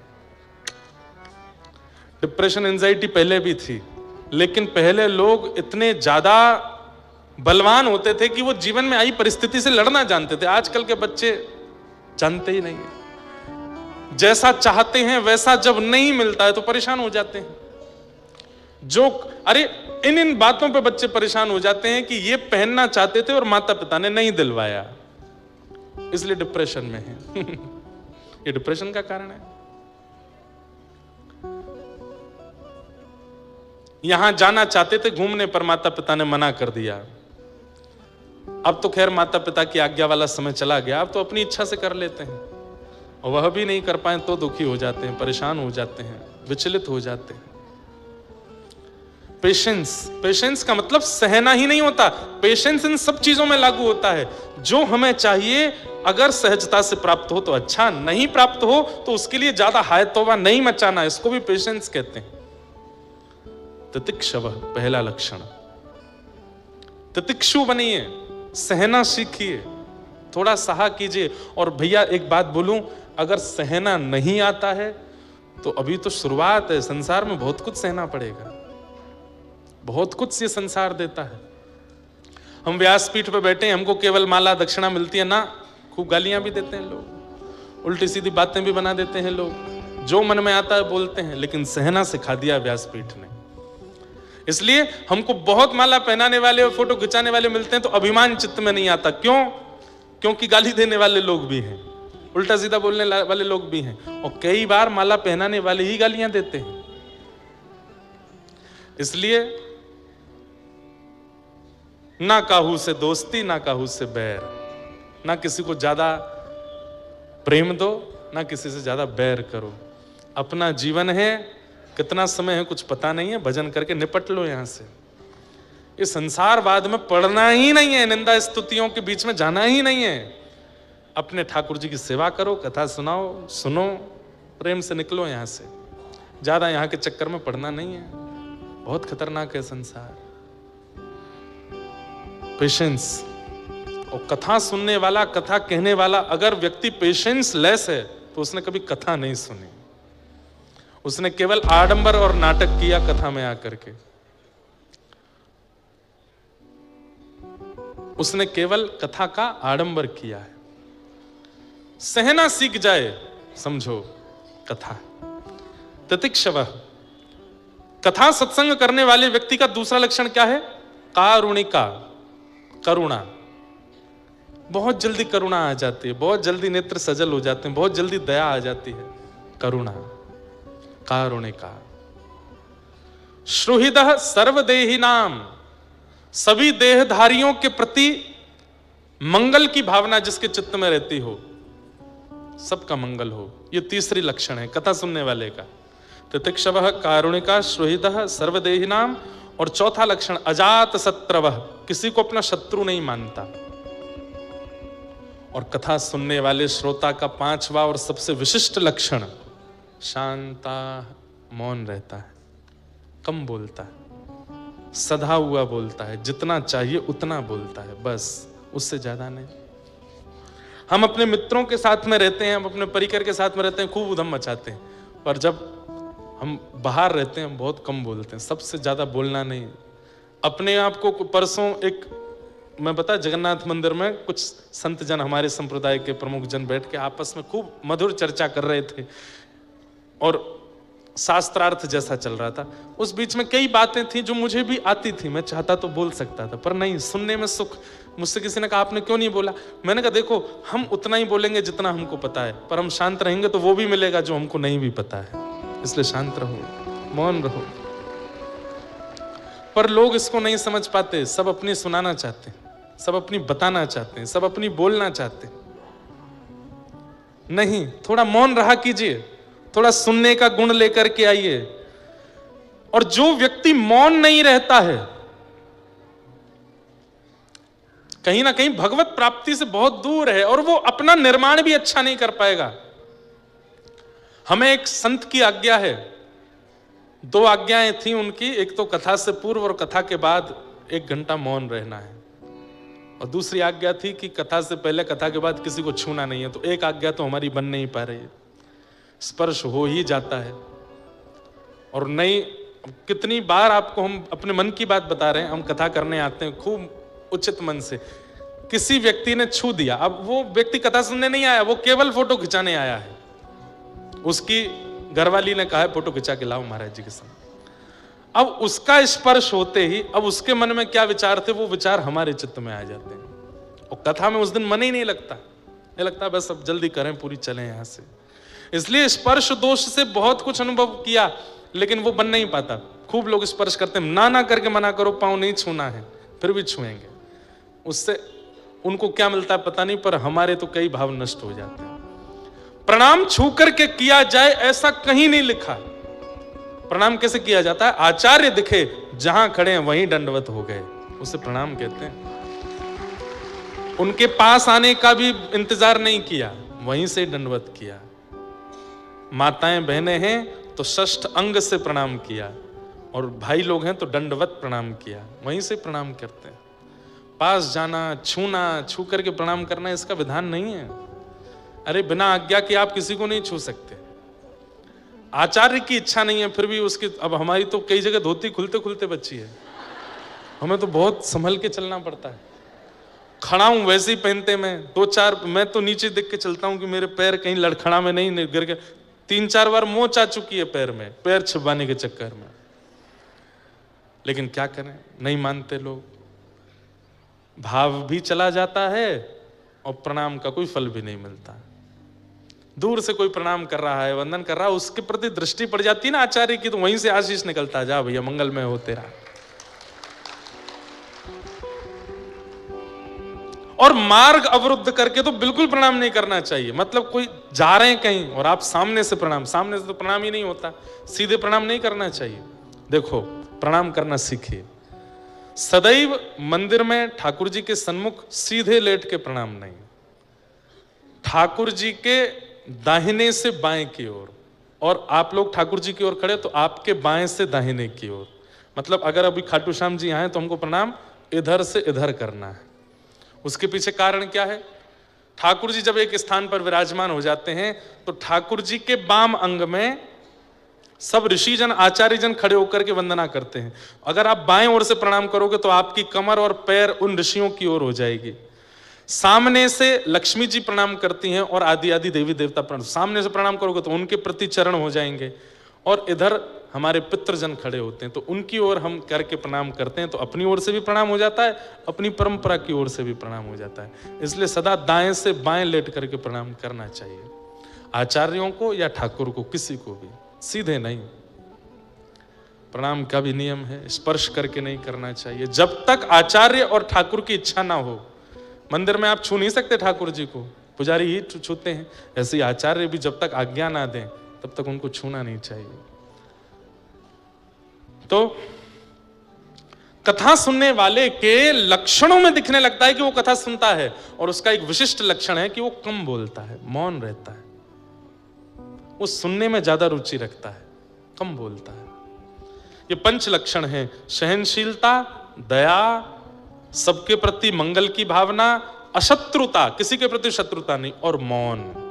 ये पंच लक्षण यदि किसी व्यक्ति के अंदर आ जाएं तो उसका मन एकाग्र होना शुरू हो जाएगा, उसकी इंद्रियां फिर विचलित नहीं रहेंगी। माँ ये पंच लक्षण जीवन में ले आए।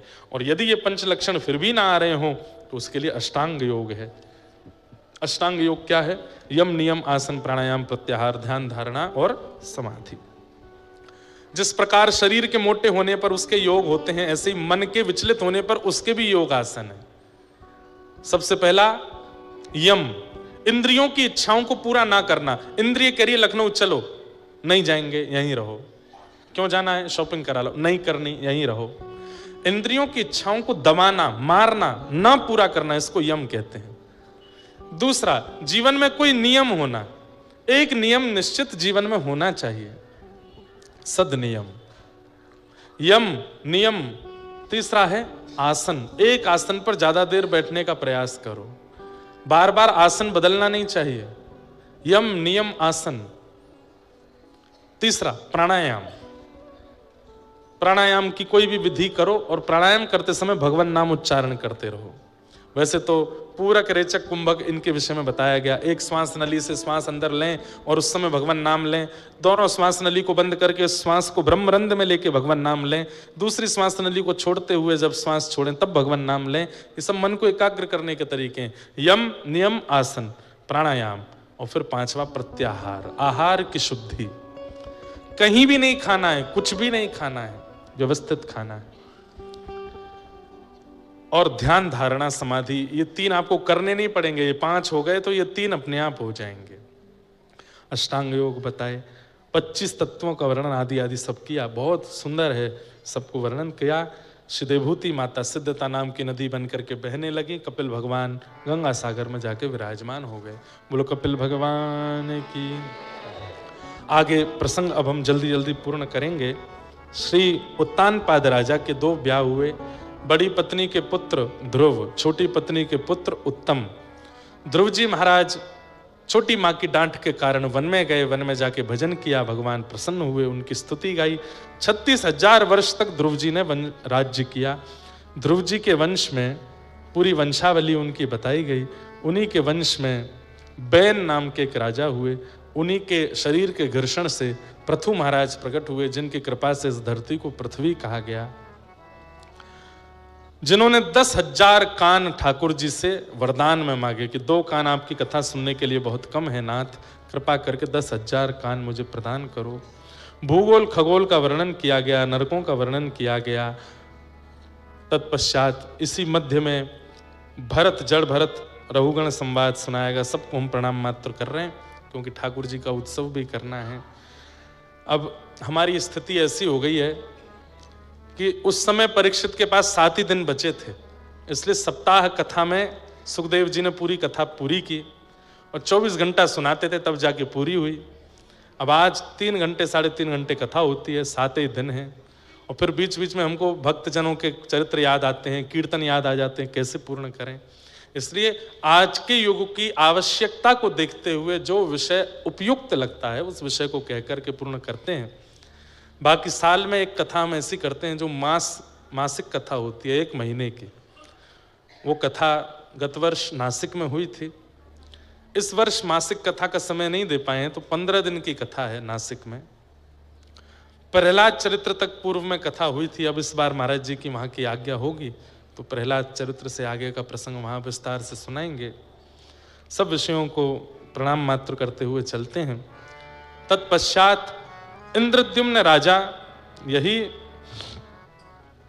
चित्रकेतु राजा, अपने किसी अपराध के कारण वृत्रासुर बनकर के आए और इन्होंने भगवान की परम सुंदर स्तुति गाई। भगवान प्रसन्न हुए। तत्पश्चात हिरण्यकश्यप के यहाँ पर भगवान के परम भक्त श्री प्रहलाद जी का प्रादुर्भाव हुआ। खंभ से भगवान नृसिंह बनकर के प्रकट हुए और श्री प्रहलाद जी महाराज पर अनुग्रह किया। बोलो नृसिंह भगवान की। कुछ समय पूर्व एक चलचित्र फिल्म आई थी महाअवतार नरसिम्हा, उसके जो निर्माता थे उन्होंने भी कई भाव कथाओं से सुन करके और मिल करके पूछ करके उसमें चलचित्र में दिखाए। बहुत पसंद की लोगों ने, वो इतनी बढ़िया पिक्चर बनी, इतने सुंदर सुंदर उसमें भाव दिखाए गए। वो सब भाव प्रहलाद चरित्र में सुनाए गए। पर प्रहलाद चरित्र का एक प्रसंग है, उसे कह करके हम प्रहलाद जी को प्रणाम कर लेंगे। भगवान नृसिंह जब प्रकट हो गए, सब उनके रूप को देख करके भाग गए। लेकिन तभी ब्रह्मा जी ने देखा कि प्रहलाद सामने हाथ जोड़े खड़े हैं।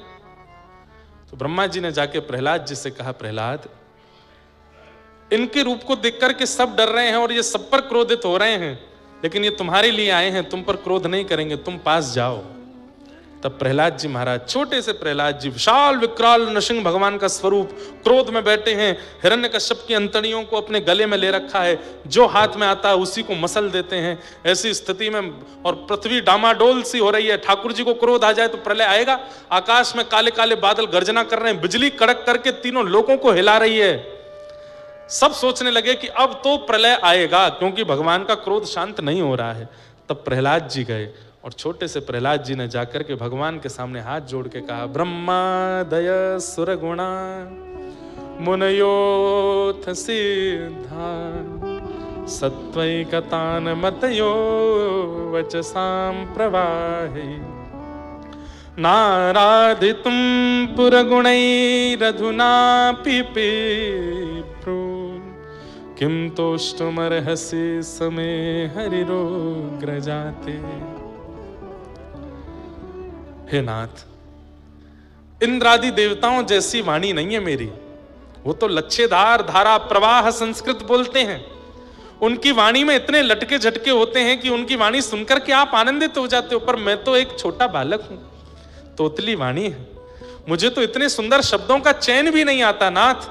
पर फिर भी मैं आपकी स्तुति गा रहा हूं, क्योंकि मैं जानता हूं आप ये नहीं देखते कि देव स्तुति कर रहे हैं कि मानव स्तुति कर रहे हैं। अरे नारायण खिल गुरु भगवन नमस्ते।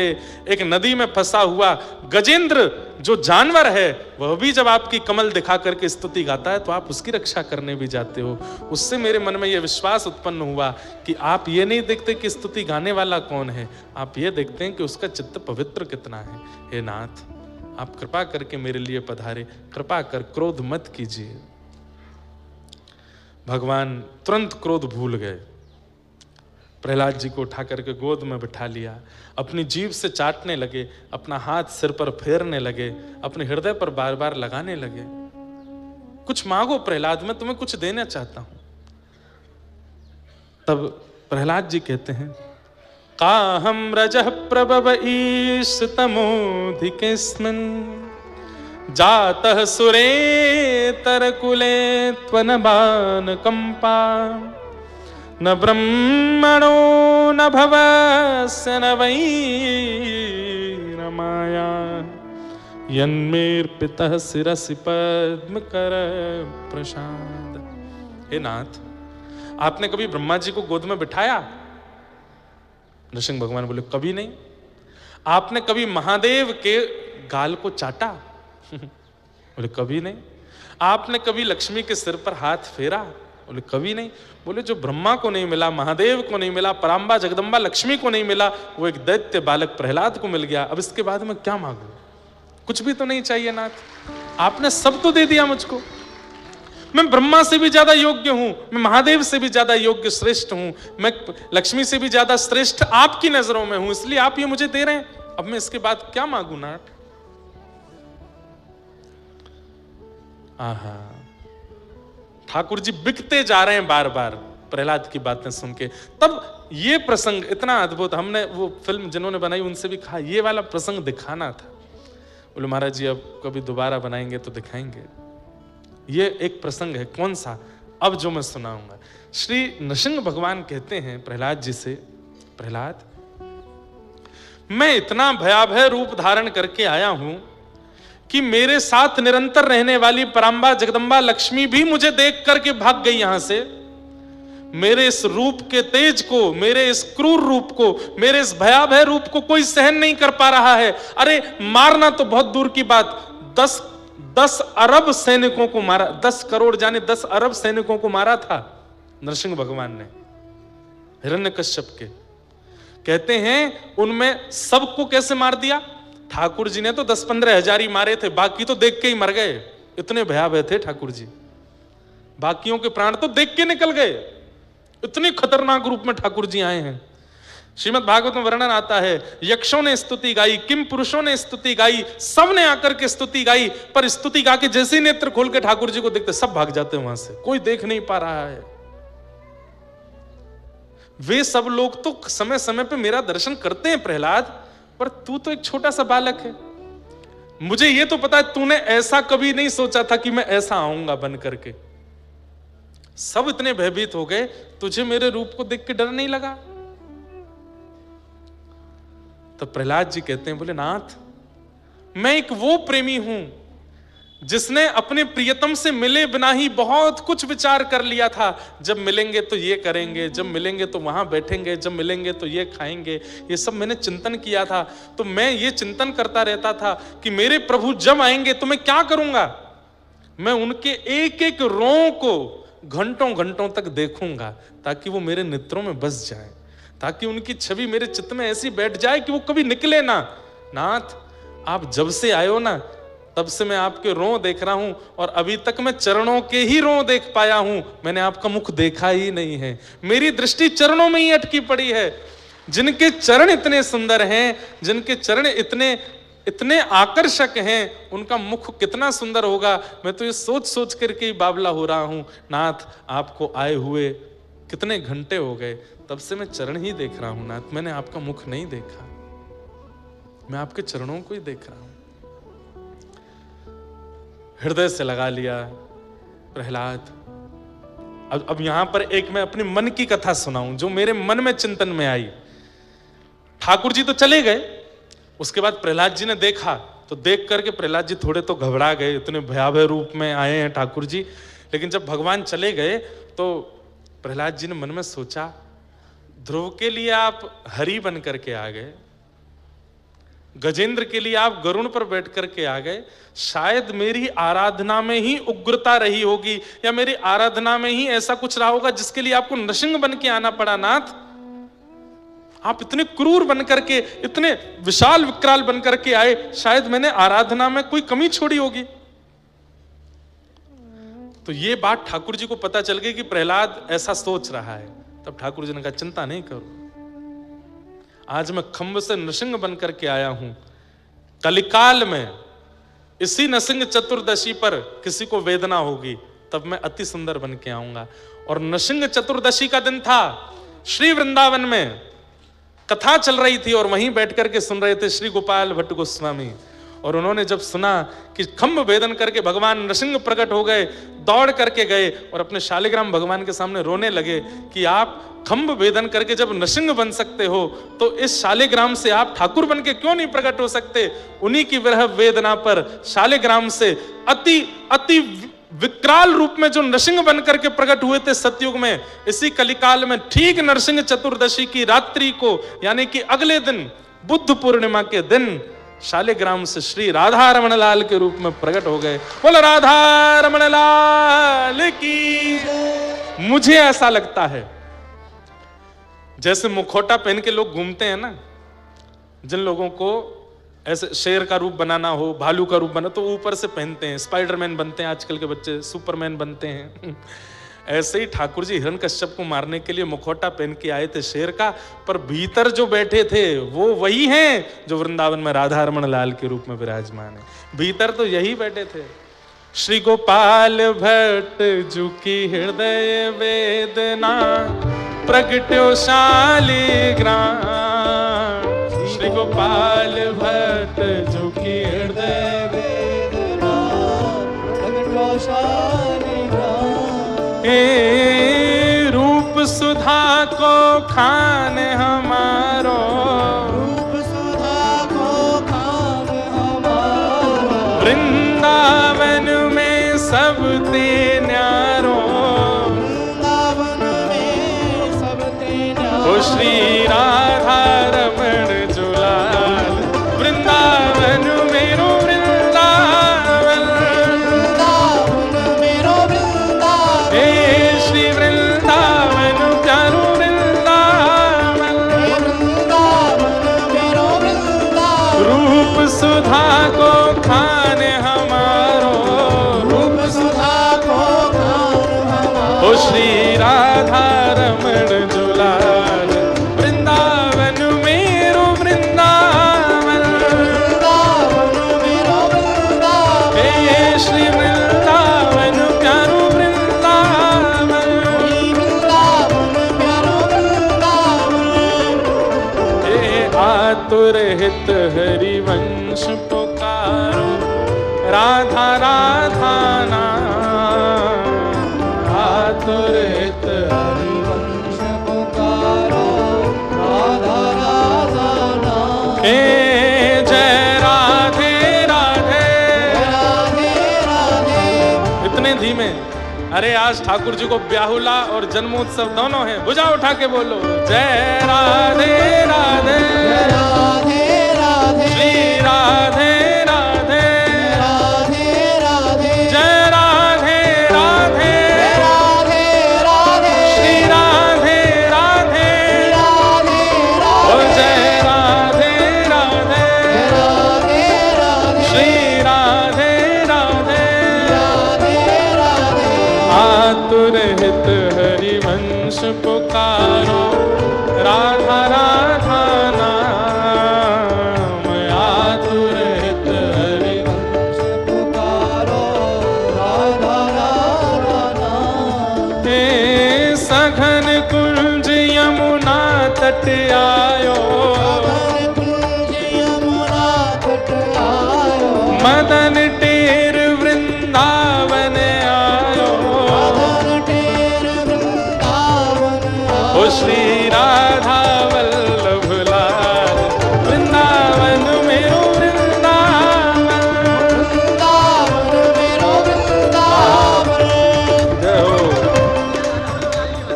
जय हो। अच्छा, राधा मोहन जी, राधा वल्लभ लाल जी कहाँ विराजमान है?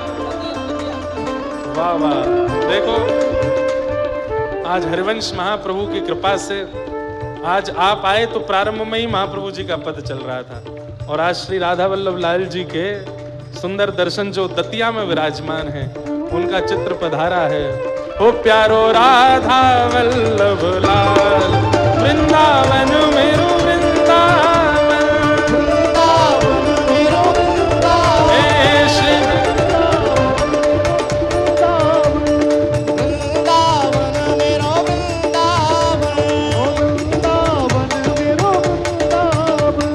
ओ सघन कुंज यमुना तट आयो। सघन कुंज यमुना तट आयो। मदन टेर वृंदावन आयो। मदन टेर वृंदावन आयो। राधा वल्लभ लाल, वृंदावन मेरो वृंदावन।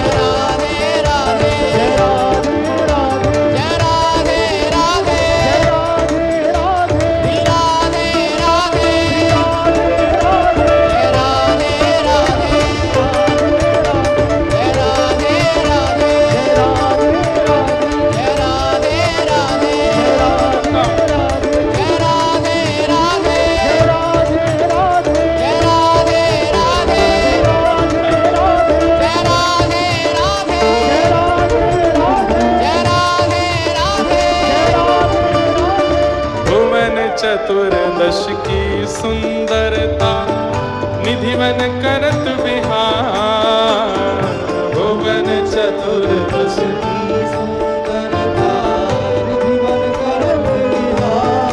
हे श्यामा प्यारी कुंज बिहारी, श्यामा प्यारी कुंज बिहारी। श्यामा प्यारी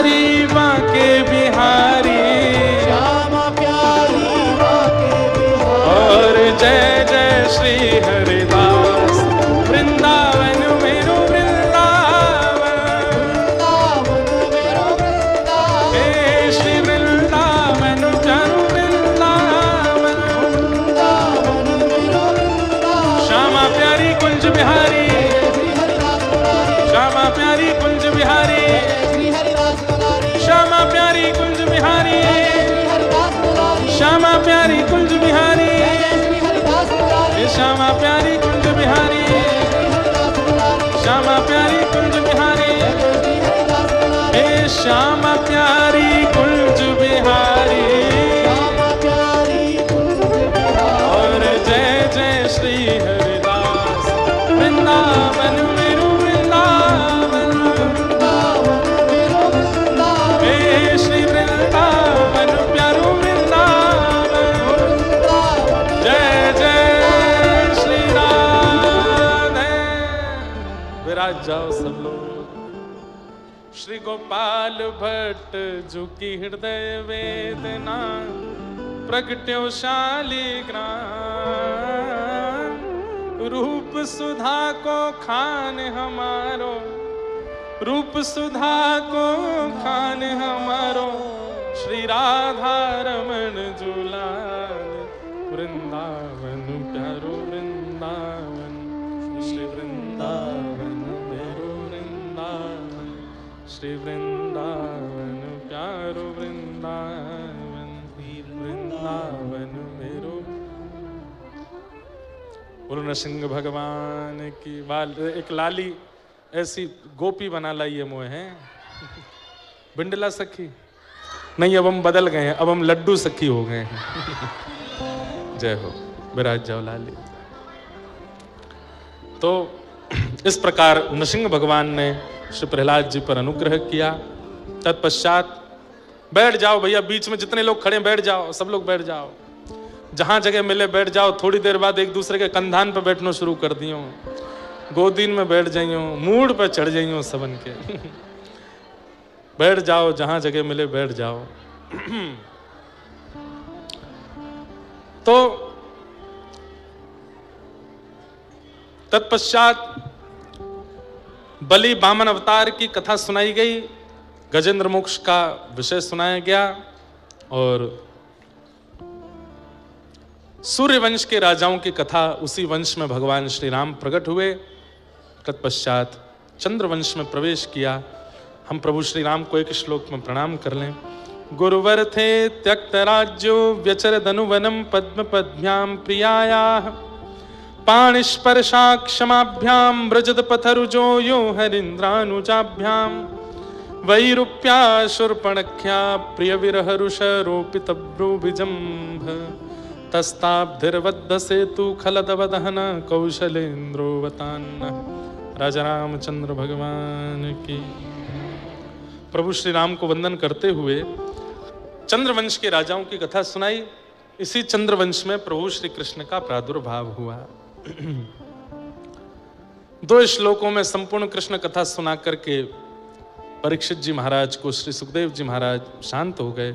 परीक्षित जी ने चरणों में वंदन करते हुए कहा, प्रभु आप कृपा कर विस्तार से हमें कृष्ण लीला सुनाओ। कथितो वंश विस्तारो भवता सोम सूर्ययो राज्ञां चो भयवंशानां चरितं परमाद्भुतम्। कृष्ण लीला विस्तार से सुनाने की जब याचना की तो श्री सुखदेव जी महाराज बड़े प्रसन्न हो गए। राजन, सम्यक व्यवस्थिता बुद्धि तब राजर्षि सत्तम। अब तुम्हारी बुद्धि व्यवस्थित हो गई है। क्यों? प्रलोभन दिया गया था कि थोड़ी देर के लिए कथा विश्राम कर देते हैं, आराम कर लो, भोजन पानी कर लो, थोड़ा सो लो, फिर कथा सुना देंगे। तो राजा परीक्षित ने स्पष्ट कह दिया, मुझे भूख नहीं है, प्यास नहीं है, निद्रा नहीं है, आपके मुख से मधुर कथा सुन रहा हूं, इसी से मेरा कल्याण हो रहा है, मुझे तो कथा सुनने की ही इच्छा तीव्र हो रही है, आप कृपा करके। जय हो। हमारे श्री वृंदावन से व्यास जी पधारे हैं, श्री शिवम साधक जी आए हैं, खूब खूब आपका वंदन अभिनंदन। विराजें, आ जाओ महाराज जी।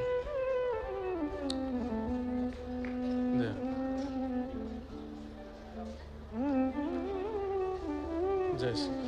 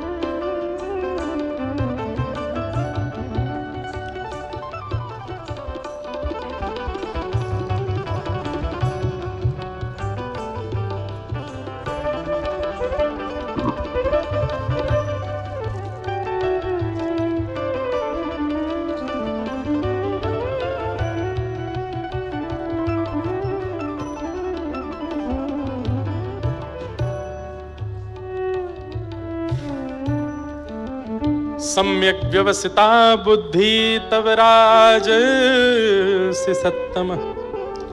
राजन, तुम्हारी बुद्धि अब व्यवस्थित हो गई है। क्यों? कहा गया कि थोड़ी देर के लिए विश्राम कर लो, प्रसाद आदि पालो, फिर हम कथा सुना देंगे। बोले ना, हमें तो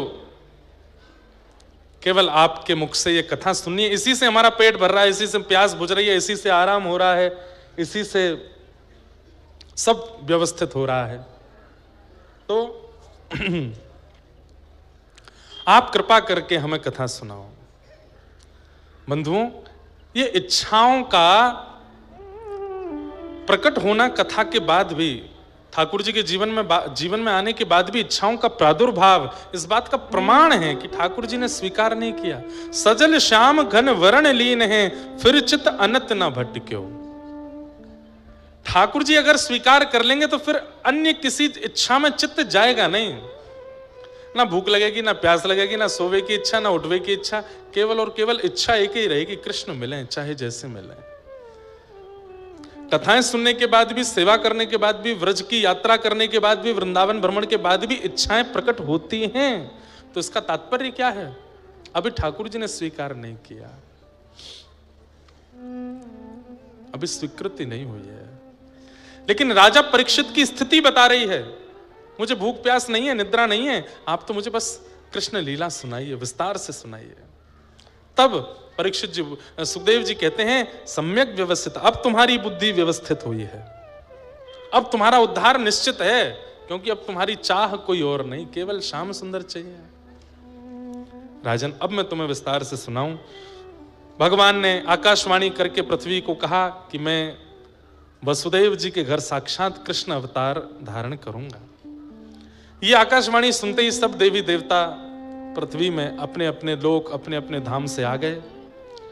यहां सूरसेन राजा ने अपने पुत्र वसुदेव जी का विवाह देवक की बेटी देवकी के साथ में किया। देवक के भाई का नाम है उग्रसेन और उग्रसेन के बेटे का नाम है कंस। इस नाते से देवकी के चचेरे भाई हैं कंस। कंस ने अपने पिता और चाचा दोनों को कारागृह में डाल दिया था, क्योंकि पिताजी राज्य गद्दी नहीं दे रहे थे। तो इतना दुष्ट कंस पिता को ही जेल में डाल दिया, राजी राजी नहीं दोगे तो गैर राजी ले लूंगा।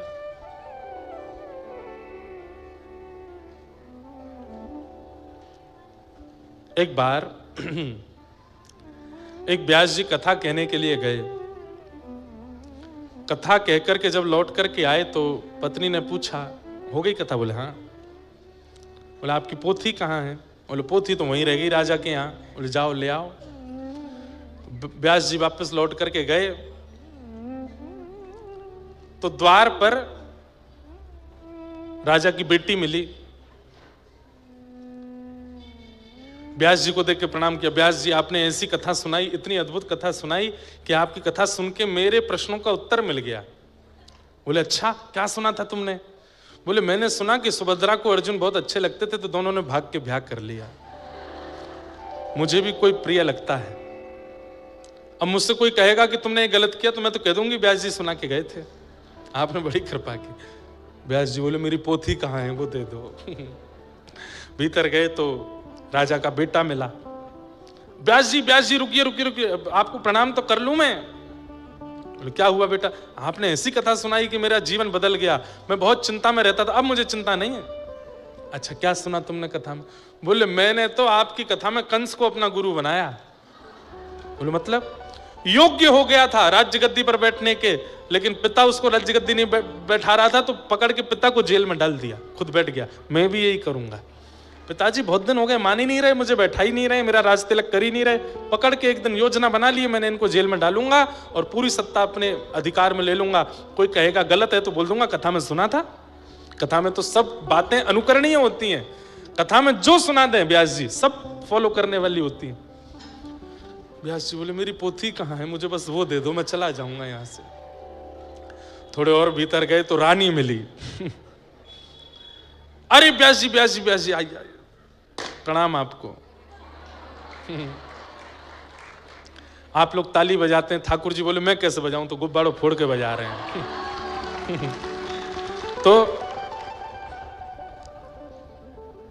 रानी से मिले, हमारी पोथी कहां? बोले पोथी बाद में लेना, आपने इतनी सुंदर कथा सुनाई। व्यास जी के भी मन में लोभ आता था, दोन ने तो क्या सुना ये मैंने समझ लिया, किसी ने तो अच्छा कुछ सुना होगा। देवी तुमने क्या सुना कथा में?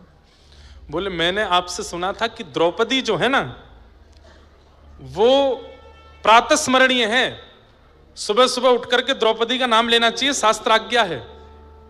द्रौपदी प्रातस्मरणीय है। अरे जब द्रौपदी प्रातस्मरणीय हो सकती है 5 ब्याह करके, तो मैं क्यों नहीं हो सकती? राजा से मेरा मन भर गया है। हमारा जो द्वारपाल है ना वो हमको बहुत बढ़िया लगता है, सेनापति भी बढ़िया लगता है। व्यास जी बोले मैं भाग जाऊंगा यहां से, मेरी पोती दे दो। अंत में राजा मिला। बोले पूरे नगर ने क्या सुना ये तो मैंने समझ लिया, कम से कम राजा ने तो कुछ बढ़िया सुना होगा। राजा को नीचे से ही हाथ जोड़ करके व्यास जी ने कहा, राजा ने कहा प्रणाम व्यास जी।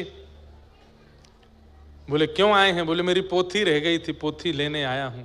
मंत्री जी ने जाकर के कान में कह दिया। बोले पोथी वोथी नहीं, इनको दक्षिणा नहीं दी थी आपने, दक्षिणा लेने आए हैं। राजा ने कहा सुनिए व्यास जी, आपकी कथा सुनकर के मैंने एक बहुत सुंदर उसमें से कथा सुनकर के मैंने जीवन में उतारा। बोले क्या? आपने कुछ अच्छा सुना होगा, आप बता दो। बोले मैंने सुना कि शांति दूत बनकर के भगवान कृष्ण गए कौरवों से कहने की पांडवों को 5 गांव दे दो, पर मैंने गुरु बनाया दुर्योधन को। उसने कह दिया सुच्चग्रैव न दास्यामि बिना युद्धेन केशव, सुई के नोक के बराबर जमीन भी बिना युद्ध के नहीं दूंगा। मुझे पता है आप दक्षिणा मांगने आए हो, पहले 2-2 हाथ लड़ो तब दक्षिणा दूंगा। व्यास जी बोले पोती धरे रहो, क्योंकि तुम्हारा कल्याण तब भी नहीं होगा। कथा में ये सुना तुम लोगों ने? तो कई लोग कथा में अपने मतलब की बात सुनते हैं। कथा में करणीय, अनुकरणीय और श्रवणीय सब बातें कही जाती हैं। कई कथाएं केवल सुनी जाती हैं, वो पालन नहीं करनी है, और कई कथाएं अनुकरणीय होती हैं। अब यह विवेक उत्पन्न सबके चित्त में नहीं हो पाता कि क्या करना चाहिए क्या नहीं। अब यहां तो कथा पूतना की भी सुनाई जाएगी, शूर्पणखा की भी सुनाई जाएगी। अब शूर्पणखा की तरह आप भी थोड़ी मनचली बन करके चली जाओ किसी से, चलो मुझसे ब्याह करो। मैंने कथा में सुना था, कथा में तो सब कहा जाएगा, पर अनुकरणीय विषय और श्रवणीय विषय दोनों होते हैं। तो कंस ने अपने पिता और चाचा दोनों को पकड़ के बंदी बना के जेल में डाल दिया और स्वयं राज्य गद्दी पर बैठकर पालन करने लगा। किसी ने आकर के कहा कि मथुरा के लोग आपसे बहुत डरते हैं, कुछ ऐसा करो कि सबको आपसे प्रेम हो जाए। तभी दिखी चाचा की बेटी देवकी जा रही है। कंस ने सोच लिया अपनी बहन का ब्याह करूंगा, उसमें खूब आंसू बहाऊंगा, पूरे नगर को दिखाऊंगा देखो मैं कितना भावुक हूं। तो मेरे प्रति जो क्रूरता की भावना रखते हैं ये सब प्रेम की भावना रखेंगे। सूरसेन मंडल के राजा सूरसेन के पुत्र वसुदेव जी के साथ अपनी चचेरी बहन देवकी का विवाह किया, कन्यादान किया, खूब मात्रा में वैष्णवों को बुला करके भोजन प्रसाद पवाया। और महाराज मथुरा के लोग थोड़े थोड़े भावुक हो रहे थे कंस को देख करके, कितने उत्साह से अपनी बहन का ब्याह कर रहा है। लेकिन मथुरा के लोग पिघल तो तब गए जब सारथी को उतार करके स्वयं बैठ गया रथ पे, मैं विदा करूंगा अपनी बहन को। विदा करने के लिए जब रथ चलाने लगा, आकाश में बैठे देवताओं ने कहा ये मथुरा के लोग पूजा करने लगेंगे इसकी, ये इसी को भगवान मान करके भजेंगे और यही कंस चाहता है। तुरंत आकाशवाणी कर दी कि अरे कंस, जिस बहन को तू विदा करने जा रहा है इसी का अष्टम गर्भ तेरा काल है। सुनते ही भूल गया वो तो कि कहां मुझे आंसू बहाने थे, मुझे तो रथ चलाना था, मथुरा के लोगों के मन में जगह बनानी थी। तलवार निकाल करके केश पकड़ लिए, नव विवाहित देवकी के केश पकड़ करके, और जैसे ही सर धर से अलग करने लगा वसुदेव जी ने चरण पकड़ लिए। बंधुओं, एक नव विवाहित कन्या जब विवाह करके आती है उस समय उसका सम्मान कीजिए। क्यों? उस समय उसके चित्त में, बुद्धि में, व्यवहार में, सब में ऐसा परिवर्तन आ रहा होता है। वो सब कुछ छोड़ छाड़ करके आई है, एक नए घर में आई है, बहुत कुछ उसके जीवन में हो रहा है। उस समय पर जब उसका अपमान होता है ना, वो ब्रह्म हत्या के समान लगता है। कई घरों में देखा जाता है नव विवाहितों के साथ आते ही सास ससुर उसके ऊपर उल्टा सीधा बोलने लगते हैं, क्या क्या कहने लगते हैं, और सब चीज होती है। और विवाह के 2, 4, 10 दिन बाद ही वो आत्महत्या कर लेती है, आदि आदि ऐसे कुछ कई केस आते हैं। नहीं, कम से कम विवाह के उपरांत 1 वर्ष तो उसको देना चाहिए समझने के लिए। उसकी कई छोटी मोटी गलतियों को भी क्षमा करना चाहिए। उसके साथ व्यवहार में बहुत सूक्ष्मता का ध्यान रखना चाहिए। एक नव बालक जैसे जन्म लेकर के घर आवे तो 2-3 साल उसको गोद में ही रखते हैं ना, ऐसे नव विवाहित उस स्त्री को भी वैसे ही रखना चाहिए।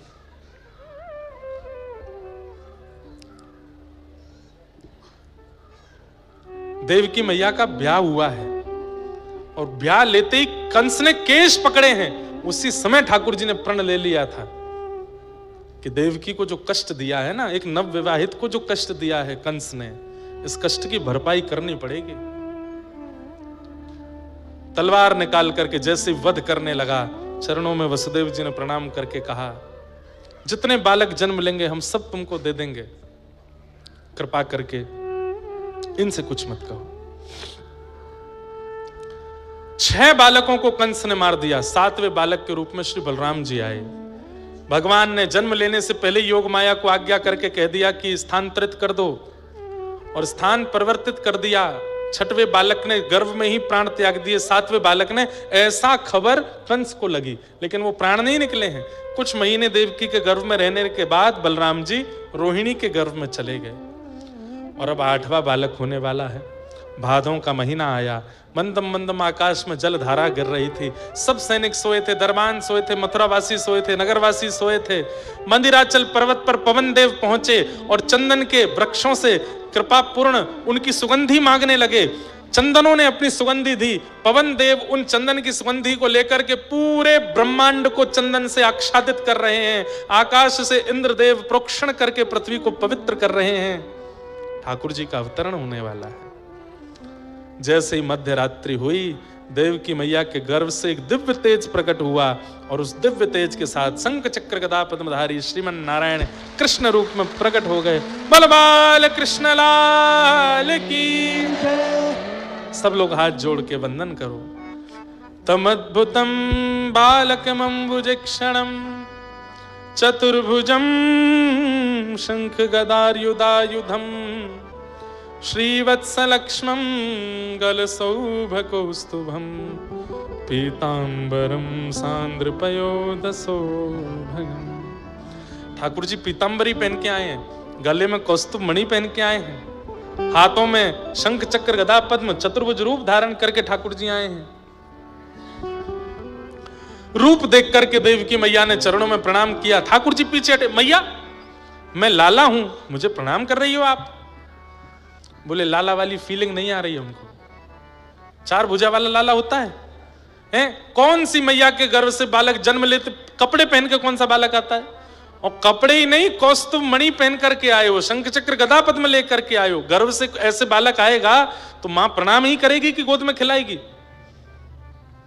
ठाकुर जी बोले, मैया हमें सब विचार करके आना पड़ता है। बोले आप राक्षसों के लिए आते हो कि भक्तों के लिए आते हो? ठाकुर जी बोले हम भक्तों के लिए आते हैं। तो बोले फिर ये शंख चक्र क्यों लेके आए हो? बोले जन्म लेते ही कंस मारने आता है, तो फिर ये मत कहिए कि भक्तों के लिए आते हो, राक्षसों के लिए आए हो। चक्र हाथ में लाए हो, गदा लाए हो, इसका मतलब राक्षस का ध्यान घर के लाए हो। ठाकुर जी ने कहा मैया मैं हाथ जोड़ूं, अभी सब अंतर ध्यान कर देता हूं। बोले आप तो बालकों की तरह लीला करो। ठाकुर जी बोले मां मैं बालक बन भी जाऊंगा तो इस कारागृह में क्या लीला करूंगा मैं? बालक यदि बनूंगा, या तो दो उपाय हैं, या तो मैं शंख चक्र में रहूं, अभी मामा कंस मारने आवे तो उसका वध करके मैं अपने लोक को चला जाऊं, लेकिन बालक बन के लीला करूं आप ऐसा चाहती हैं तो उसके लिए तो कारागृह से बाहर जाना पड़ेगा ना। तो मैया एक काम करें। बोले क्या? कुछ दिन का आपको वियोग सहना पड़ेगा, मैं बालक बन जाता हूं, पिताजी मुझको ले जाकर के गोकुल छोड़े आएंगे और वहां यशोदा मैया ने एक लाली को जन्म दिया है, उसको लाके कंस को दे देंगे। 11 वर्ष खूब सुंदर लीला, ऐसी लीला करूं मैया कि सारे मेरे अवतारों पर भारी पड़ेंगे ये 11 वर्ष की लीला। ऐसी लीला ब्रजमंडल में करके आऊंगा। आप कृपा करके, कुछ दिन का वियोग आप सहेंगी, लेकिन आपके वियोग के कारण कितने रसिकों को, कितने भक्तों को सुख मिलेगा इसका विचार करना। आज मुझे आपको जो सुख लीला सुन के होता है, इसमें बहुत बड़ा योगदान देवकी मैया का है। जन्मदात्री मां अपने बालक को खुद से दूर कर सकती है? नहीं कर सकती। पर हम सबको लीला सुख मिले, हम सबको व्रज के भाव का सुख मिले, इसके लिए 11 वर्ष की वेदना सही है देवकी मैया ने। वसुदेव जी बोले आपने तो कह दिया गोकुल छोड़ आओ, हाथों में हथकड़ी, पैरों में बेड़ियां और इतने दरबान कैसे छोड़ के आऊंगा? ठाकुर जी बोले भगवान को बंधन मत दिखाइए, ठाकुर जी को बंधन मत दिखाइए कि ये बंधन मेरे पास है, मैं कैसे आऊं शरण में। ठाकुर जी कह रहे हैं बंधन के संग ही शरण में आ जाइए, बंधन खोलने की जिम्मेवारी मेरी है, आप तो बस शरणागति ग्रहण कीजिए।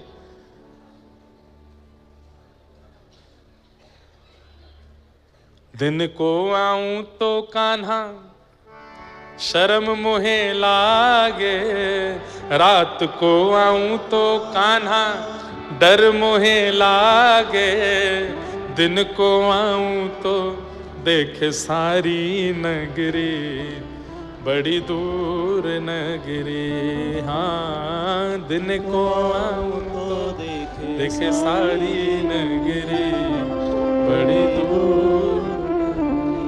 ओ दूर नगरी बड़ी दूर नगरी, दूर नगरी बड़ी दूर नगरी। इत मथुरा उत गोकुल नगरी, इत मथुरा उत गोकुल नगरी, बीच बहे यमुना गहरी बड़ी दूर नगरी। हाँ बीच बहे यमुना गहरी बड़ी दूर नगरी। ओ कैसे आऊं रे नंद लाला, कैसे आऊं रे नंद लाला। ये कीर्तन अपने पूज्य पिताजी के मुख से सुनते सुनते बड़े हुए, हम छोटे से थे तब से सुन रहे हैं, लेकिन अपनी कथा में सबसे कम गाते हैं।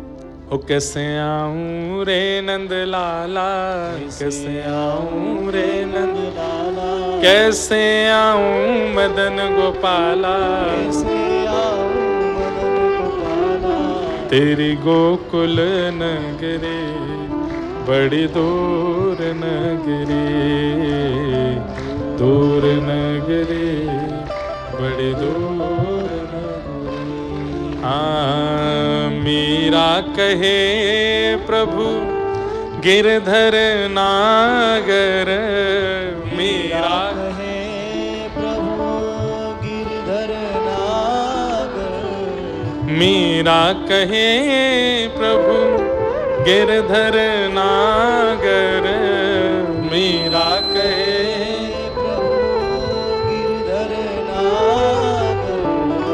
तुमरे दरस बिन में तो हो गई बाबरी बड़ी दूर नगरी। हाँ तुमरे दरस बिन में तो हो गई बाबरी बड़ी दूर नगरी।